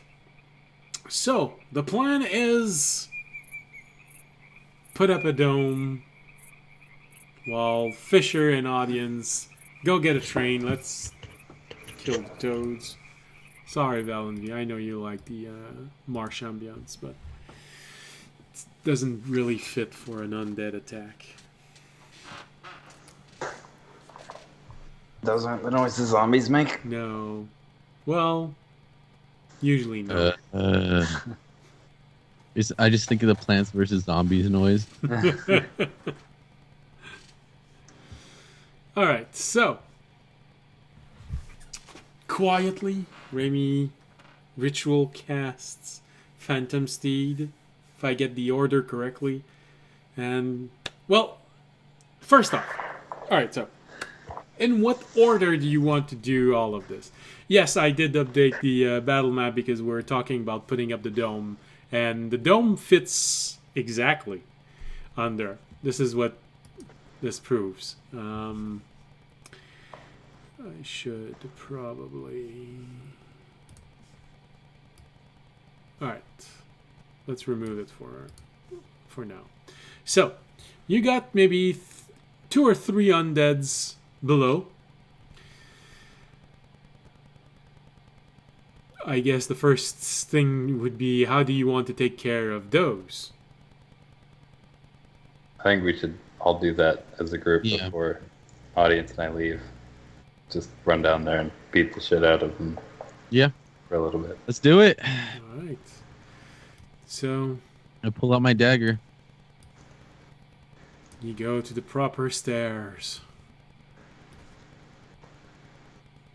How are you all going to fit in there as you watch these three undeads that are just grasping at Or if they're just sitting there, I could just kind of firebolt them until they die. well, they're going to react after the first firebolt. I guess there is a way out. They just haven't found it yet, and that's why they're stuck down there. Well, yeah, with your angle now, you can... Well, no, you can't because there is a pillar, but just so that you know, there is another stair on the other side, and it is broken, so they were stuck there. So is there only one stairway up? Right now, there's only one stairway up and down left. The other one is broken. I'm gonna position myself there. There is a multitude of small ladders, but, you know, they've been there for several hundred We years. could just let audience go down there and have fun real quick. How many are there? Three. 3. Oh, yeah. Do you want me to go kill 3 real quick? Yeah, we're gonna just Yeah, Kill we'll them. Yeah, do just it. fireball one. I'll stand at the steps. They'll come at me, and we'll kill them. It's fine. Which means... That's more than 20 to hit. That's enough. Alright, so which means this is most likely the formation that we have. I can hit zombies. They don't move. And the stat block is this one here. Alright, so... yes, you definitely hit. Easily. Just don't aim for the one that keeps tripping and falling, because then they're prone and then you have disadvantage. Yeah, so that's 10 fire damage. He receives the fireball. And as he's burning, you see the fire just being absorbed slowly, and they all start moving toward audience, who's placed himself in the front. Now, oh goodness, they're. I guess we have to roll for initiative. Yeah. Okay. Yeah. Sure. I got a 17. So did they, but they have -2 in dexterity, so you beat them. Okay. And one of them's on fire, or one of them is fired. Yeah, one of them is fired. He has a severely burned, 3rd-degree burn on one shoulder. Okay. So, go, arriving, and so you're holding them in front of the stairs, watching 3 undead arriving at you, going. Oh. One of them going. Okay. Oh. I'm gonna go hit them. All right. I'll go. Actually, part of me just wants to keep pushing them down the stairs, but I will start. I will start by hitting the one that is hurt. Actually, no, I won't. No, I won't. I'll hit one of the healthy ones. Okay. I forget what Ombi's AC is, but I might have actually missed that. That's a 12. No, you didn't. I rolled miss. really low. Okay. Zombie has very low AC. Yeah, I was like, potentially I missed. I don't know. All right, that one's gonna take 8 plus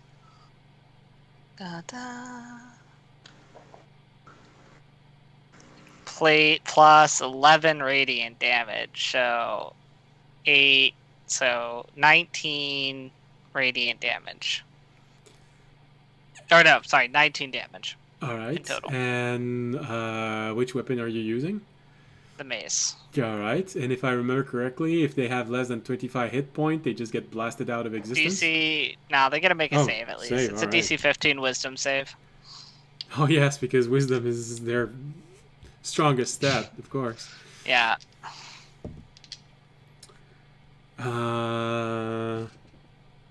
15.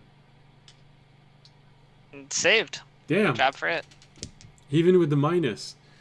All right. Well, it's pretty hurt though. I assume it's at 19. Yeah, because it just took 19 points of damage. 11 of this is radiant, so you still see the radiant damage just going through him, wraithing his body with light. Yeah, and then I'll hit the other healthy one, so they're just all hurt. Okay. Because why not? Oh, well, that's a crit. I think that one's gonna die. 10. Then we go 2d6 doubled, so that's gonna be 8, so 16. So yeah, that's 26 damage. 16 of it radiant. So the other one is okay. Oh, that's fun. You hit it and it just oh, that's cool. It just blasted out of existence. It failed its save. It's like watching magic paper just burn off, but with radiant. All right, that's my turn. They get some attacks on me. Oh, good. All right. Before they die next turn. Die. Two of them get to attack me. Unless they want to go past me and try and attack someone else, but I assume they don't. All right. Well, oh, that's interesting. Well, the first one is a 10, so it's just grasping at you and this is different than the zombies that you know. This one is clearly trying to grapple you and go directly for a bite. Slight difference in the way that they react. The second one is a natural 20, so he apparently does manage to hit. Yeah, that will be the rare zombie. We'll get it as that 20. All right, which means it's minimum damage. 4 points of biting damage, and you have to roll a contested strength or dexterity roll because it is trying to grapple you. Well, not contest. Oh. It's a strength athletic against the DC. I'll just take that roll and add 2, so that would be a 21. All right. Well, you know, for Remy, that's right next to you. It's still a nice show. It tries to grapple you, and you just push it aside, and you hear the shirt rip. You easily push it aside. But now you know, okay, they grapple. That's going to be interesting when they have a large group. Okay. I don't know what the other people rolled on their initiative, or if they ever did. Oh. Well, or were we just letting me? So were we just watching me? Because we could just go back to my turn. Well, the staircase is 5 feet wide, so technically they can't move past you. Yeah. Everyone's just watching you. Fisher could probably actually. You know what? We can make it simple, and just like every time it would come to Raimi's air quote turn, he'll just hold action, and then fire it off. So basically set it up so that audience can just knock him down. Yeah. Unless I roll like a 2 or a 3 or not 1, they are both gonna just die next turn to radiant damage, most likely. All right. Just for my base. So you could just pass back to my turn, but it's up to you guys. Yeah. Pass back. Oh, it's really up to Fisher. Fisher, you can always try to firebolt. Fisher, it. if you want to kill the one that you firebolted before. Actually, I That's don't. another over 20 to hit with another firebolt. Okay, Fisher wants his. He wants his kill. I need practice aiming. Yeah, fair enough. That's 11 fire damage. All right, and with the 11 fire damage of the other hit, well, that's enough. You see him just start swailing and falling into, a mass of burning dead flesh. Okay. Which surprisingly smells really awful. It's the first time you burned undead, and you had this moment of, oh, I regret it. Oh. Let me just roll real quick to finish off this last one. 14 will hit. 11 plus 12. Ooh, I rolled max damage on both. So that's 23 damage. 12 of it radiant. On the last one. And doesn't matter. He didn't succeed his save, so you club him and he just disappears. That's always fun to watch. You know what? And just because I don't think I'm gonna need all 40 of it, because I never use all 40, I'll just pop myself back up to full health. The four health. To 36. It's okay. Alright. You know, it feels good. That's really good. You ripped your shirt, you killed 2 undead, blasted them out of existence. Okay. Well, those 3 are taken care of. Nice shots, Fisher. You will officially be able to say that Fisher actually it's hit easy something. when they're just kind of standing there. Looking as is. All right, To let's be get fair, this I started. have missed when they're just kind of standing there, so it is an improvement. Wait, well, no, we're not getting started, right? Don't we have to summon stuff first? Or Yeah, no, you just Oh, cleared yeah. the area, so that's all. Yeah. We gotta summon our stuff. Getting started, I mean like summoning and everything, and then doing yeah. it. I'm gonna summon Magna. Alright. Magna. So, audience, Remy goes in the pit. Tobiashi goes in the pit. He's gonna be the one turning the lever. Jorg goes in the Wrap pit. myself around it. You wrap your silk around it. Fisher gets a horsey. Fisher gets a. And then I was hoard. supposed to wrap my silk around something else too, like a rope or something. Well, that's going to get out. to That's to get escape. out. You're just gonna need Get to out. wrap it above you to pull yourself Okay. out. I got you. I'm gonna give you my rope Give of her- climbing. Oh, sick. Okay, that works. Actually, Makes sorry sense. to match it, Fisher. You're not riding a horsey. You're riding a white tiger. So the rope of climbing Dope. here. If you want, I'm trying to figure out how to just temporarily I add could a just, rope of climbing to your I inventory, could literally just.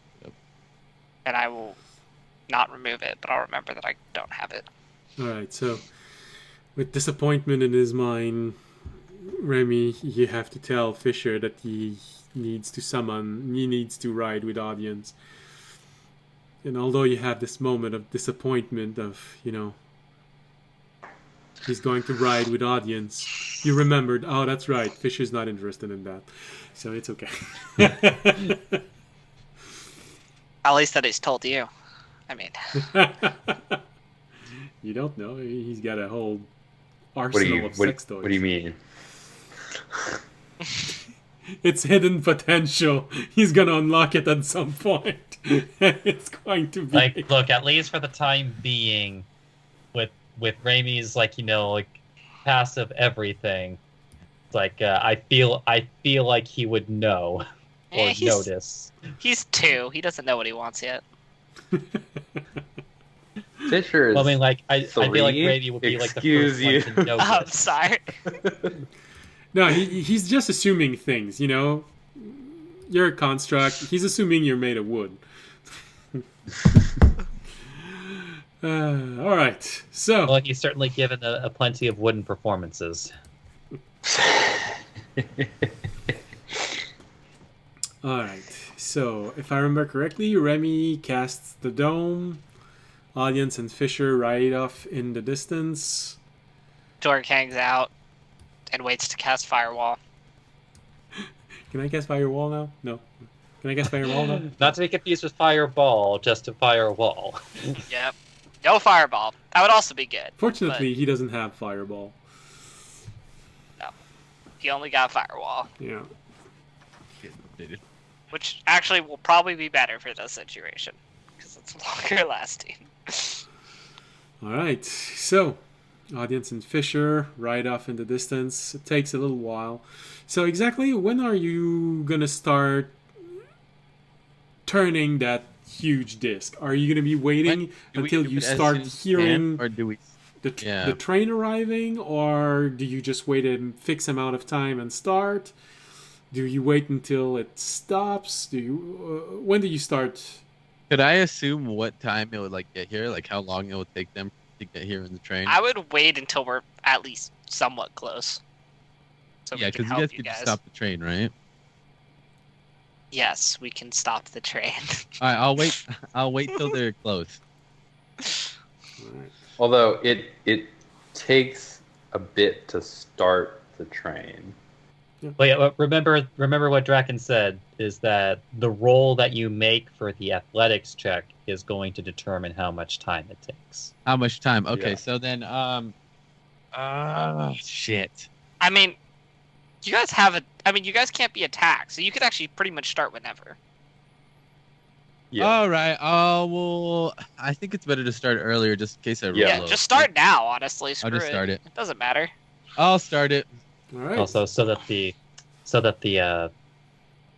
it's established. I think maybe not necessarily Avery, but Jorg would probably want to cast guidance on Tobiyashi He Let's just for go! that extra. he would. Before me and Extra help. Fisher ride off, I'm gonna turn to Remy. I'm gonna be like, in 30 minutes, look to the east.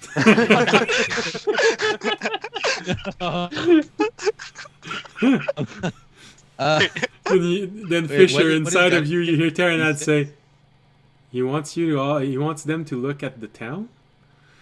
Yeah, that's where the zombies are coming from. Alright. So wait, what is guidance? Is it's a D6, D4. right? D4. One The D D4. D4. Alright. D4 All right, shows a I'm D6.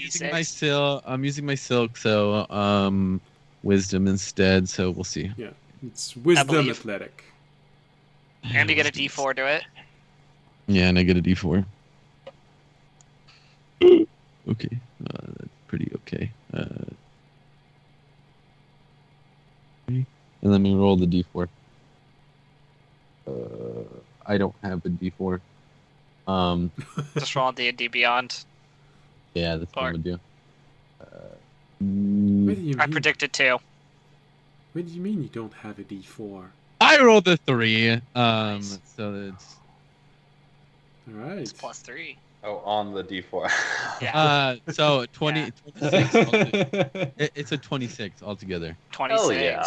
Yeah. Nice job, Toby. 26. Wow. Toby, you're feeling athletic.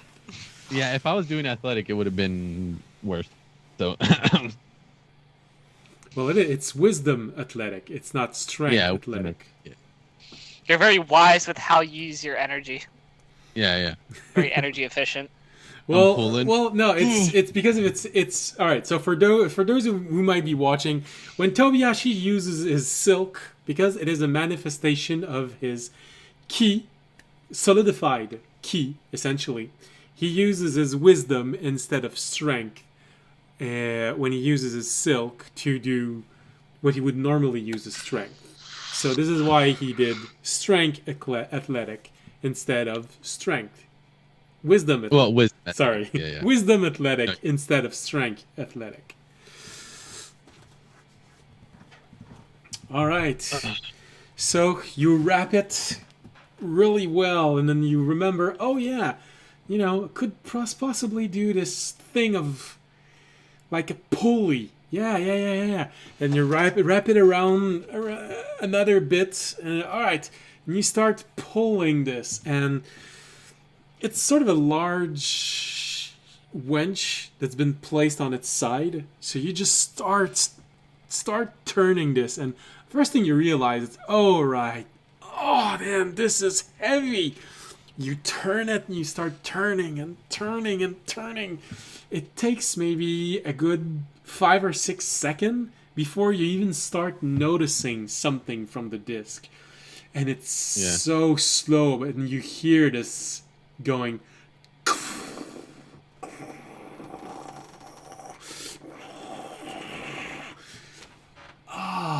Even with this higher roll, it feels like you're going to be turning this thing for a solid 2 minutes before it's properly aligned.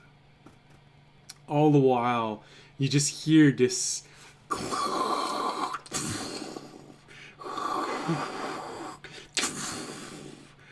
Alright, guys, get ready. This is going to take a while. Ugh. You guys don't have to get ready again, as I have mentioned. They cannot actually get to you. Yeah, they can't get to That's why the dome is here. Probably you have this sinking feeling. You can't help it. You know the dome is there. But at the meanwhile, as all of this sound is resonating everywhere, echoing off of whatever it can echo, the inside of the pit, the disc above you, the town itself, you start hearing a scream, and then a second scream, and a third one, all answering this call. And slowly, I was going to say second by second, but technically it's 6 seconds by 6 seconds, you start hearing this moan that turns into a roar because of how many of them there are. You start hearing them from afar. It started out just a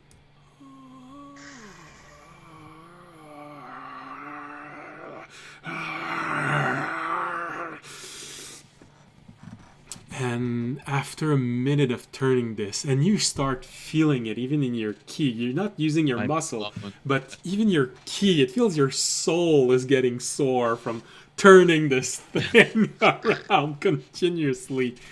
It takes concentration to maintain. I'm just like, how long is this gonna take?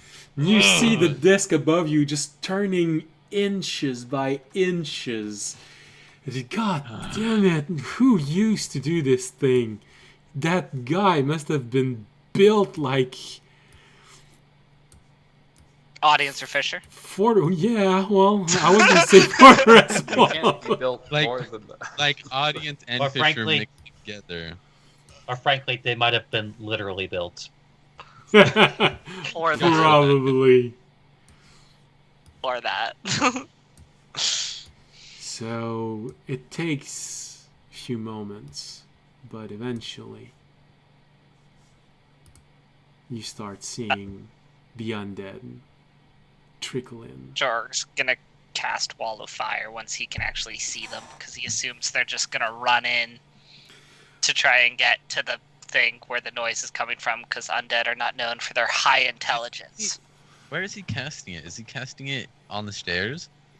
Well, the initial zombie Well, he can cast a ring. starts arriving, and you start seeing them from the angle where you are. You can see at least one of them.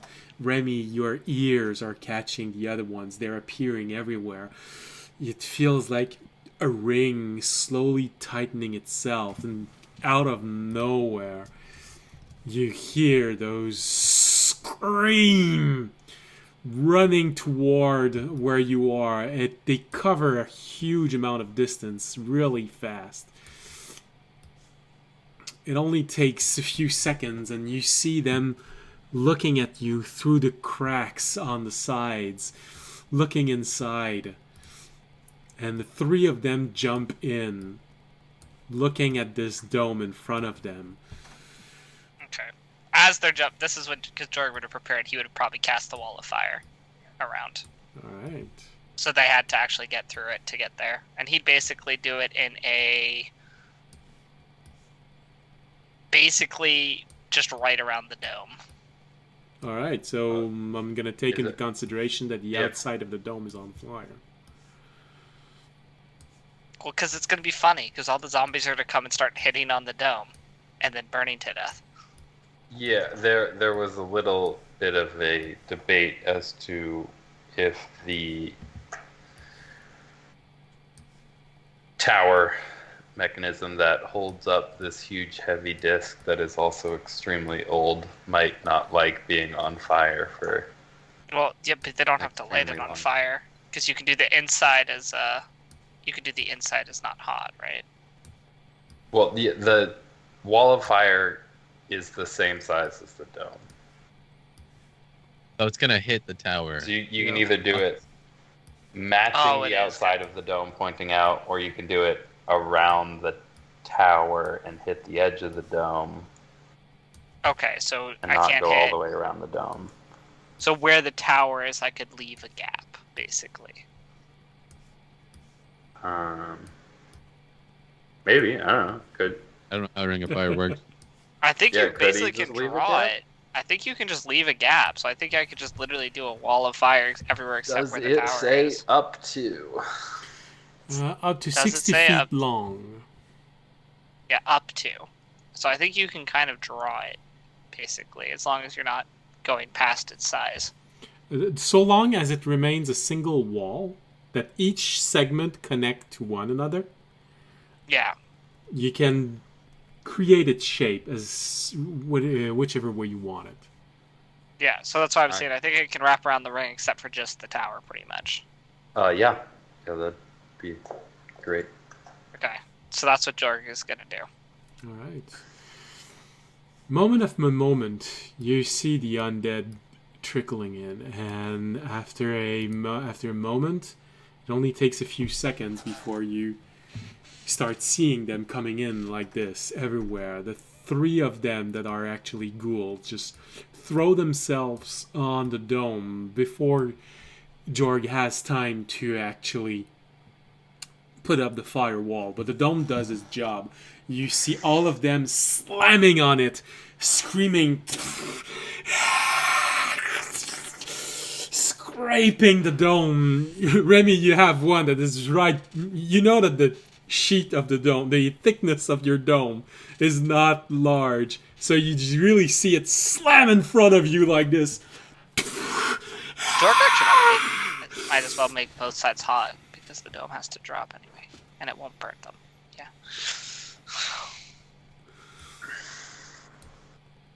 You know, Ramey's going to remember this for the rest of his life. Whether he wants it or not.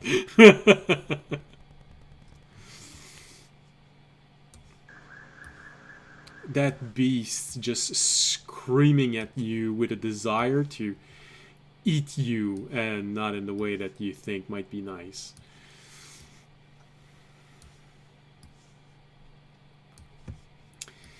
Again, just making it very clear, we are not adding the boar tag to this stream.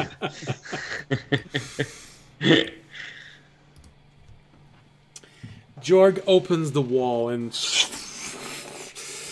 you just see lights everywhere, and suddenly it becomes much brighter than it was before.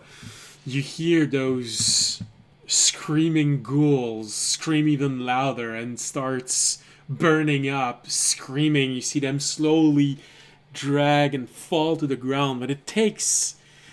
How much damage are they doing? I will let you know. 5d8. That'll let you know. There's so many zombies. What the fuck is going on here?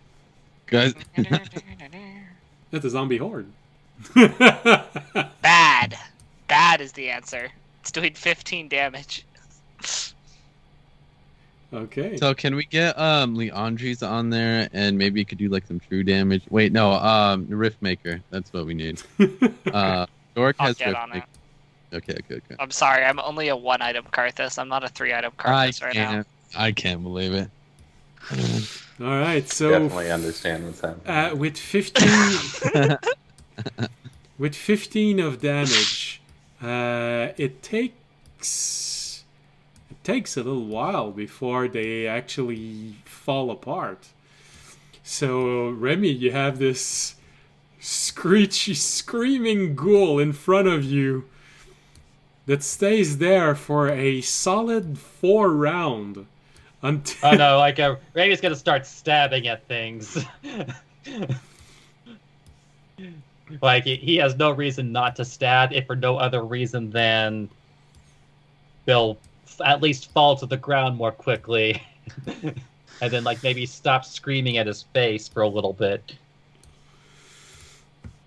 They just keep pouring in, and you have this ghoul in front of you that's just screaming, and you see this other one there.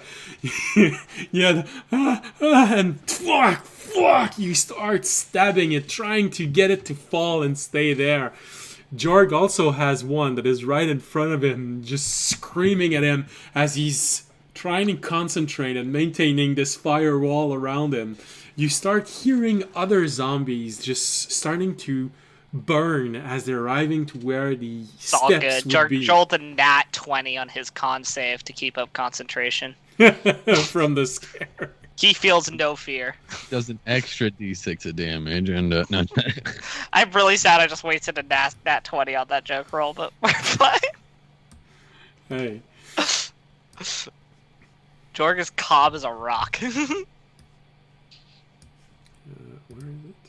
Oh, it's there. Alright. So why?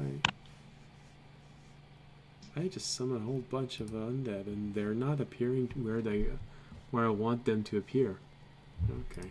Never mind then. I'm gonna clean up the whole thing afterward. That's all. We get it. There's a massive horde. If you could probably delete some. If there's not enough room. Do you want to like? Oh no, it's not that there's not enough room. Is that they're not appearing where I'm trying to get them to appear. You know, they're piling up on some monster somewhere, but not the one that I want them to. Because I have a reserve that I'm just adding them in, but they're starting to appear at wherever. I am unfortunately never going to hear the end of it from Jorg about how many zombie kills he's probably getting right now. Because he's probably getting like 10 to 15 every single round, or every 2 rounds. Because I think it takes 2 rounds for his firewall to kill them. With a 15, yeah, it's gonna take 2 rounds. Yeah, so every 2 rounds he's probably getting like 15 zombie kills. If not more. Still only counts as one. Still only counts It's as just one horde. It's just one horde. Come on now. So, as they keep getting in, the one that you can actually see, Remy, you have this moment of, man, because your passive perception is so good, you can actually hear them from outside the wall, getting closer, trying to scratch in. You hear so many voices, so many screech, although the 3 that are there, actually the 3 that is screaming, actually disappear quite quickly.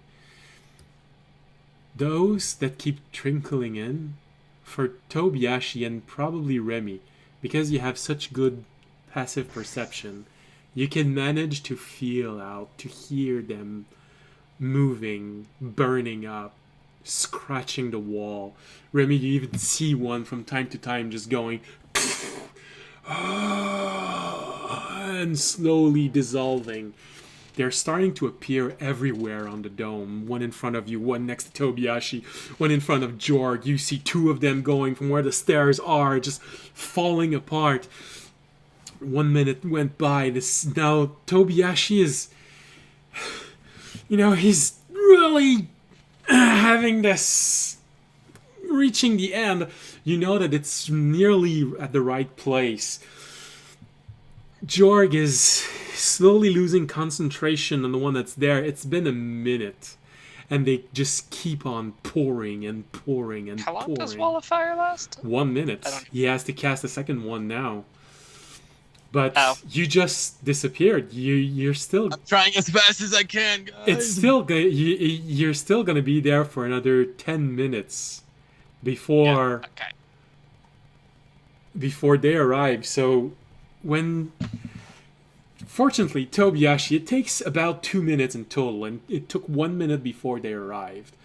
But when you see the orientation just going, oh, man, your soul feels like your arms when you've been training for an entire day. Oh man, I'm gonna have such a headache. And immediately, the firewall just dies down, and you see what is in front of you. All of the undeads there. All of this that is just moving about, now just going on the wall and going... It only takes a few moments, and the wall is completely surrounded with them. Remy just frantically killing them as quickly as they arrive. Yeah. Jorg would probably wait like 12 seconds just to make sure they're extra piled up, so they got a few piles going before he cast the second wall. And then he'd cast the second wall. This isn't looking too good, guys. And I don't think they could do anything. Alright. Jorg's gonna cast the second wall, so I'll just roll the damage for you. Da-da-da-da-da. What's it? 5d8. 1, 2, 3, 4, 5. See if this one's any better. It got worse. It's 12 damage. Damn. Bruh. Hey, it doesn't matter. It's still gonna do its job. Yeah. Average for 5d8 is in like the 20s. I know. Luckily, it actually doesn't matter because they're all piled up, so they'll die in a couple. Whether they die in 1 or 2 rounds, but. So Jorg flares up the second wall, and yes, there is light, but there's even more light because there's so much material to burn. And it just flares up even brighter. There's a moment where it feels like you know it should be blisteringly hot. Because although the wall isn't pushing heat inside, the zombies that are burning and piling on the dome, some of them are even starting to fall from the top of the disc, from the holes that are there, like maggots crawling their way through little holes, just falling on the dome and then sliding to the side and catching on fire. You know that this much material burning should create an immense amount of heat, but you're there in the dome, temperature controlled, just hearing them scream as they burn. 1 minute go by, and eventually this firewall extinguishes. But does the fire extinguish? Because there's probably a bonfire at this point. I have to climb up the rope now, right? Well, if the train is not there, you know that they needed to get there, and then start the train, and then get to where you are. So thank God the dome lasts 8 hours, because after those 2 minutes, you have to endure them scratching the walls, moaning at the walls for a solid 25 minutes. How many are left once the 2 minutes are up? They just keep piling in. You think that there are easily 100, if not 150 of them have been burned on this. And they just keep piling in. You don't know where they're coming from. It just doesn't seem to stop. Okay. Oh, since there's not much I could do, I think I'm gonna start meditating. Trying to block out the sound of them outside. This I kind of feel bad for them, but they're trying to kill us right now. So How long does Moonbeam last? Do Target spells that just like infinitely last? How long does Moonbeam last? I think No, everything's- that's- Nothing lasts for an infinite amount of time. No, I know, but I was trying to see if he I had think something like that an lasts hour. like an hour. I think trying to see if Moonbeam he- lasts for an hour, or is it a minute? No, it's a minute. I was trying to see if yeah, no, I think it's all a minute. I think everything he has is a minute. Just have them move it like constantly around the circle, and so the moonbeam is just. Yeah, I think it's just. I mean, he could Moonbeam keep, but not 10 minutes? what? concentration up to a minute. No, it's only a Okay. minute. Yeah, no. Spike growth? Spike growth? Yeah, that's what I was gonna look at. Okay, spike growth is 10, so that's a little longer. It would affect them as they're crawling in, but it's not critical damage. They'd simply get back up and then crawl and then fall again, get back up. Yeah, eventually it's not get through elemental damage, so Yeah. it's fine. We'll just chill. He did enough with the wall of fire. The 2 walls of fire. So they just keep pouring in, and you have to endure this 25-minute long moaning and scratching. You hear it on the shield just go, and you see them all there. Eventually, after 25 minutes, you have this moment of, salvation! You hear the train in the distance. Audience in the train, so you want to just keep going? They've probably got the disc rate. You can just kind of pile drive through the zombies, just keep going. I'm sure they'd figured it out. I'm joking. That's a joke, Fisher. Don't worry about it. Okay. When the train arrives and you go up the hill, you have a magnificent view of this battlefield. As you see them all trickling in, there's still plumes of smoke rising from the inside of the disc, escaping from all of the small holes. You get the feeling, oh, okay, they burn quite a lot of them, but it looks even worse from your side because you can actually see the edge of the wall outside. They're even piling up on the walls of the town, trying to get in. You're not sure where they're coming from. It doesn't make sense. Maybe they all come from the city and they just been shuffling around for who knows how long, spreading themselves roughly evenly throughout the land. But there's something that just doesn't make sense in how many of them there are. And then Fisher probably has that moment of going, I knew it! I knew it! I should have bet on that! You see this large mass arriving slowly in town, this large ogre dragging what looks like an old tree with a stone stuck in it. Not just a small pebble, a boulder. It is making its way through town, just raking the ground. The single ogre. It's gonna be there. It's gonna be tight. Okay, I will, as we're getting closer, I will message Toby. I'd be like, we're coming up. Is it in place? And there's an ogre on the way, so get your ass up here. It's We're been in going to place slow for, like, down, but we're not a going long to while. stop. Yeah, we'll slow down.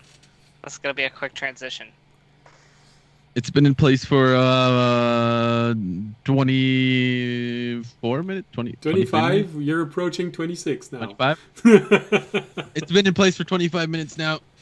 Just come whenever you guys feel like. There's no rush. We're I mean, we're Yeah, pretty much it's there. We're pretty much message there. has a range of like 150 feet, so Yeah, we're pretty much there. They're probably Get slowing your ass up down here. right now. Yeah. They're probably in the Get ready process to of leave. slowing down so that they don't derail as they're taking the turn. So you have to put down the dome, and then we have to climb up the rope, right? Is that what's happening here?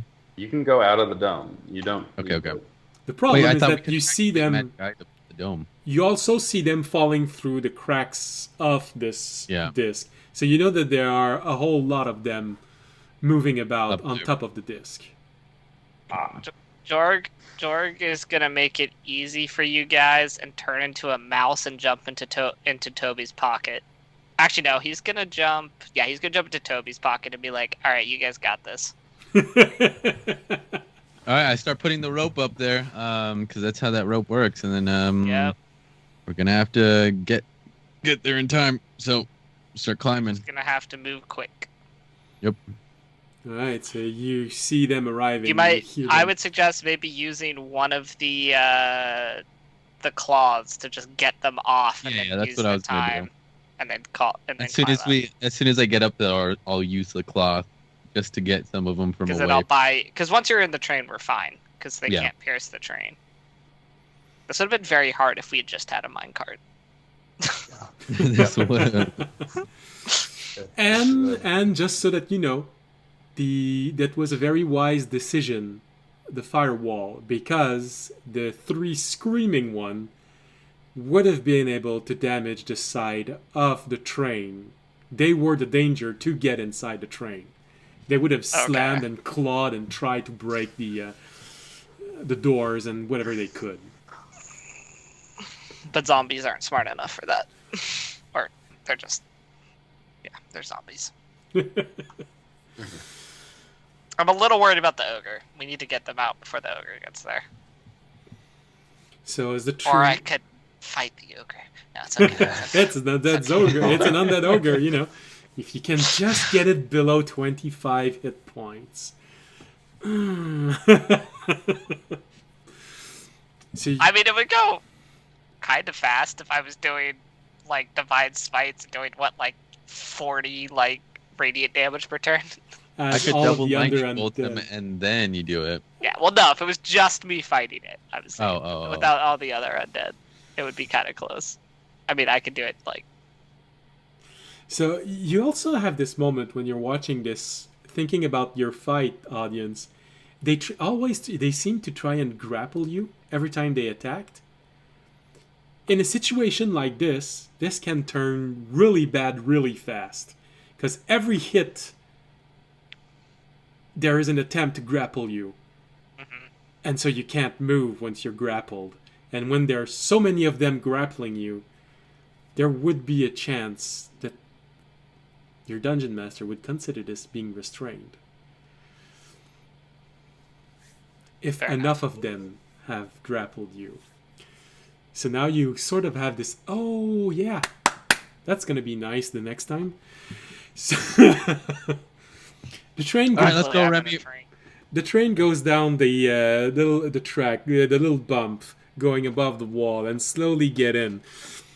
You slow down, not enough to have a problem pushing through the undead, but still, I don't know if you've ever driven on a road that's been completely overrun with toads, but as you're driving over this, you're going to hear them pop one after the other. It's just going... That's what it sounds like as you're driving down this rail and hitting the zombies as you're arriving. You hear them hitting the plow in front. And I go, these count as mine. No, audience. I was actually about to say audience, and literally puts his hand on top of pictures and is like, "We share these." We share these. Oh, I'm sorry. When did you learn how to drive a train? Shh, we're driving together. Just hold me. Just hold me. The Titanic scene all over again.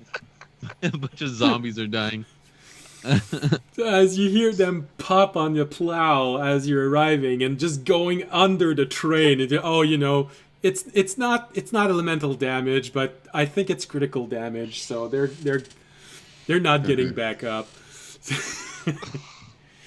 They might heal, but they're not going to be able to move anywhere because their legs and their chest and everything is in pieces.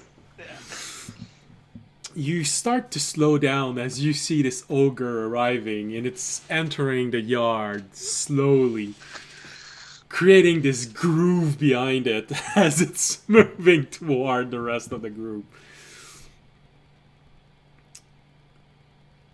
How far away is it? Maybe 60 or 80 feet away as you're arriving and touching the inside of this battlefield. I was going to say, Tobiyashi, now's Back. the time. Yeah. You Okay, see the so train arriving, and you hear the zombies just going. Time to leave, Toby. I put the rope up and I start climbing out, and as soon as I get to the top of the platform or the disc thing, I am going to activate the The cloth. cloth. All right. So you activate it. Burn one side, rise it up, and you see this flare of white energy. It radiates out, and many of them just disappear like magic paper, just going. There is this small gap of undead that's slowly closing back in as they're all trying to get there, and you see the train slowing down and arriving. Are audience and Fisher stopping? Stopping? No. Just No. jump on. No. No. Jump on the train. No. We're not stopping. All right, You guys are so quick. for Tobiyashi, it's very easy. It's your climbing rope. So anyone using it has a climbs really fast. Is that it? Uh-huh. It's Bonus action, you can move it. You can move it whenever you want to. You can also tell it fasten it to whatever the hell you want to. You can also tell the rope to fasten itself securely to an object, so you can tell it to fasten to the train if you wanted to. We could. The thing about nodding itself. Yeah. Yeah. It's- All right. Well, then in that case, there's probably a good, an easy way to do this. The moment you arrive up and you flare everything, you look at Remy and hold on to the rope. Hold on to the rope. We're going fast, baby.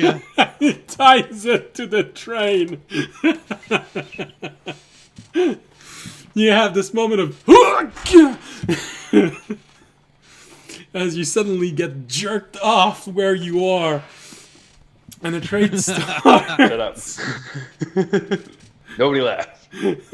And the train keeps on going. You see the ogre entering the yard and making a few steps, and there's a low chance, but he's gonna try. He's an undead. It doesn't work. But you see it from really close, however, Remy. He didn't succeed on his dexterity. So you see it from really close. You see that huge boulder that's stuck in the middle of the tree coming right for you, and it misses you by maybe 5 inches of your toes. You know, so you just sit here. Oh shit! I'm okay. And the train moves off. Fortunately, the train is far enough, because if you heard what I rolled more than one dice. Fortunately, the train veers off slowly, and just as you're starting to touch the rail, you feel the entire dial starts to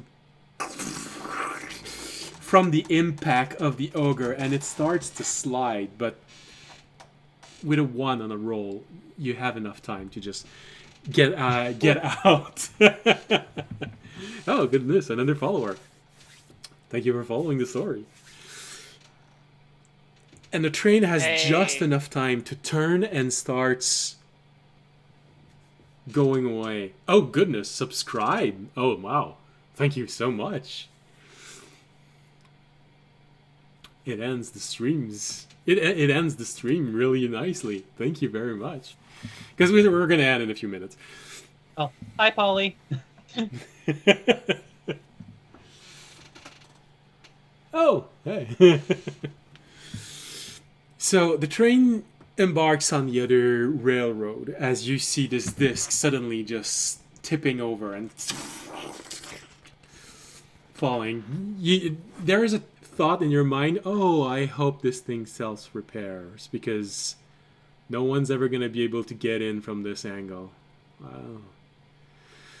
Okay. That's good. If the hit Nobody squad can follow decides, us. No, yeah, if the hit squad decides that they really feel the need to follow us, they're gonna have some trouble. And you go back on the railroad. You keep following the railroad until it goes up the wall, and you keep hearing those undead just going.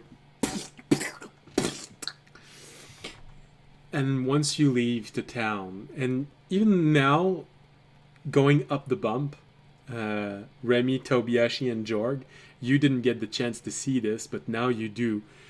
You have this reflex of, oh wow,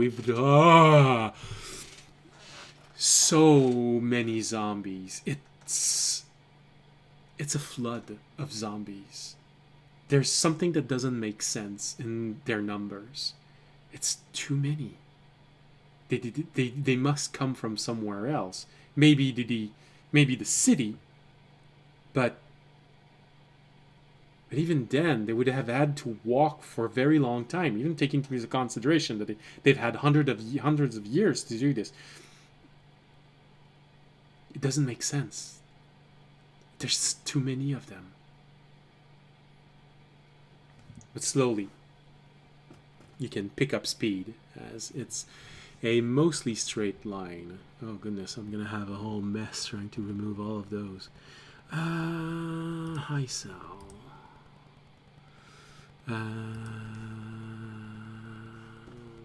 Mid-Sal, here you go. Oh, it's under it. Okay. Yeah, you have mostly a straight line in front of you for several hours. At least a good 2 or 3 hours. So you pick up speed again.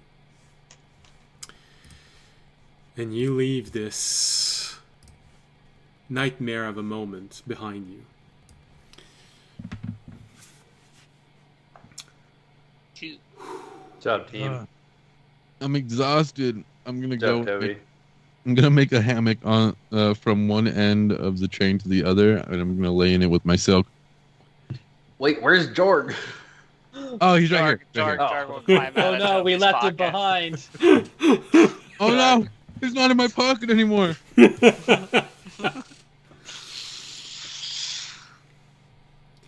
right. Jorg will climb out of Toby's pocket. For some reason, he said he has his own adventure to start, and he left in the middle of all the Fucked off zombies. in the middle of the zombies.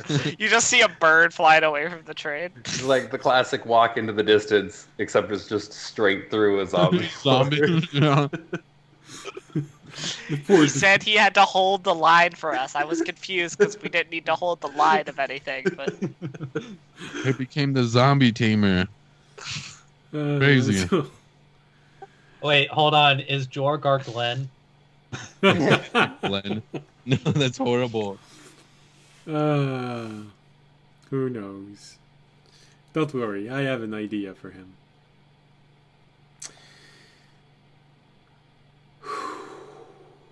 You have this moment of looking at all of this and, oh, okay, so this is going to be your life for possibly the next 11 days. Like, this is my life now. So watching the map, It's fine. you do notice that you have to go through a point before arriving to the large city. So hopefully this won't be as hard and you'll be able to do a little bit of reconnaissance first, and you won't need to realign the entire dish of this place. But many of the points that you went through earlier, many of them were a single line. So you won't even need this. But Okay. this may be a challenge for the next time. But for now, you have a few hours to get that moaning sound out of your head. Especially for Jorg. Not the kind that you want to have in your head. Yeah. Especially for Jorg, Tobiashi, and Remy, who just heard that for 25 minutes straight. I was trying to murder us. And slowly, the amount of the quantity of them overwhelming the size of the dome were just closing in. You saw the dome just going, oh, damn. Alright. Well, we're on our way, though. I'm on my way. All right. Sorry. Well, good decisions on many points. I mean, you did draw a lot of attention with audience's I plan saw- initially, but turned out that it was a good sacrifice. It helped you get things easier after that. All we sacrificed was the party druid. What? Easy. He's here. The mouse got thrown into the zombies. That's okay. They don't eat mice. Yeah. Oh, that's what he meant. When he said he was going on another journey, he meant the afterlife. It's the next one. That's how it goes. All right, and so our team travels off into the distance, into this setting sun that they can't see right now. Well, it's a bit early. It's probably like 1 in the afternoon. But hey, You can't see the sun at all. no, that's what I'm gonna say. It's an image that doesn't work at all in the circumstances because it's too early. You can't see the sun. It's 1 o'clock somewhere. Everyone looks thrilled except audience, who looks sadly back at the undead ogre, thinking about what could have been. And then he thinks. I'm sleeping. And then he thinks about the city, and his smiles comes back. I'll offer you 70-30 because you did help put the plow 70-30 split. on the in front of the train. city. I at least want 40. On so many undead. 35. Alright, I'll take 35. Oh, come Better on. than Twitch is doing. Sorry. All right. Well, I mind less finishing a stream on something degenerating like this than some other subjects we've had in the past. I mean, we could go back to those. Like, So I've got anyway- like No, note that's cards okay, we're good. ready. Alright, quick, end the scream, Jack. All right. Thank you. History of Thank you Twilight. very much for being here. We hope you had a pleasant, whatever part of the day it was for you. I think we have. At least everyone's smiling, so I'm taking this as a good thing. So, thank you. We hope you'll be there next week, Wednesday for the live broadcast, or Friday for the rebroadcast. As always, Friday, if we get more than 3 raiders, we raid a D&D channel. Unless Tobiashi plays Dungeons & Dragons, and then we'll raid him. And if we don't get 3 raiders, well, we raid Tobiashi. So, Tobiashi has 2 chances of being raided. Yeah. But he doesn't play Dungeon Dragon too much on Fridays, so. On Friday, yeah. Yeah, so that's for that. Well, like I said, thank you for being here, and as always, if you enjoyed the show, you can support the stream by following us on Twitch, Twitter, YouTube. You can also support the stream by making a donation, which I would greatly appreciate, but I understand. Sometimes you don't want to. Becoming a Patreon, which hopefully soon you'll have a second reason to become a Patreon. I am still making my test to see how a map making works, and hopefully not gonna kill my computer if I try to stream this. And you can also subscribe on almost. I think I'm also starting to get tired. Subscribe on Twitch. Like our new follower right now. He subscribed. Polly. Thank you. And if you can't do any of those, well, there's one simple thing you can do that helps tremendously, and that is spread the word of the channel to everyone you know that are interested. That's more a problem for you if you start trying to talk about this with people that are not interested. But hey, we'll appreciate it nonetheless. But yeah, you can just spread the word of this channel. It helps tremendously, and it is very much appreciated. So, thank you very much. See you next week, and as always, stay safe and stay healthy. Good night. Good night. Night. Good night. Bye.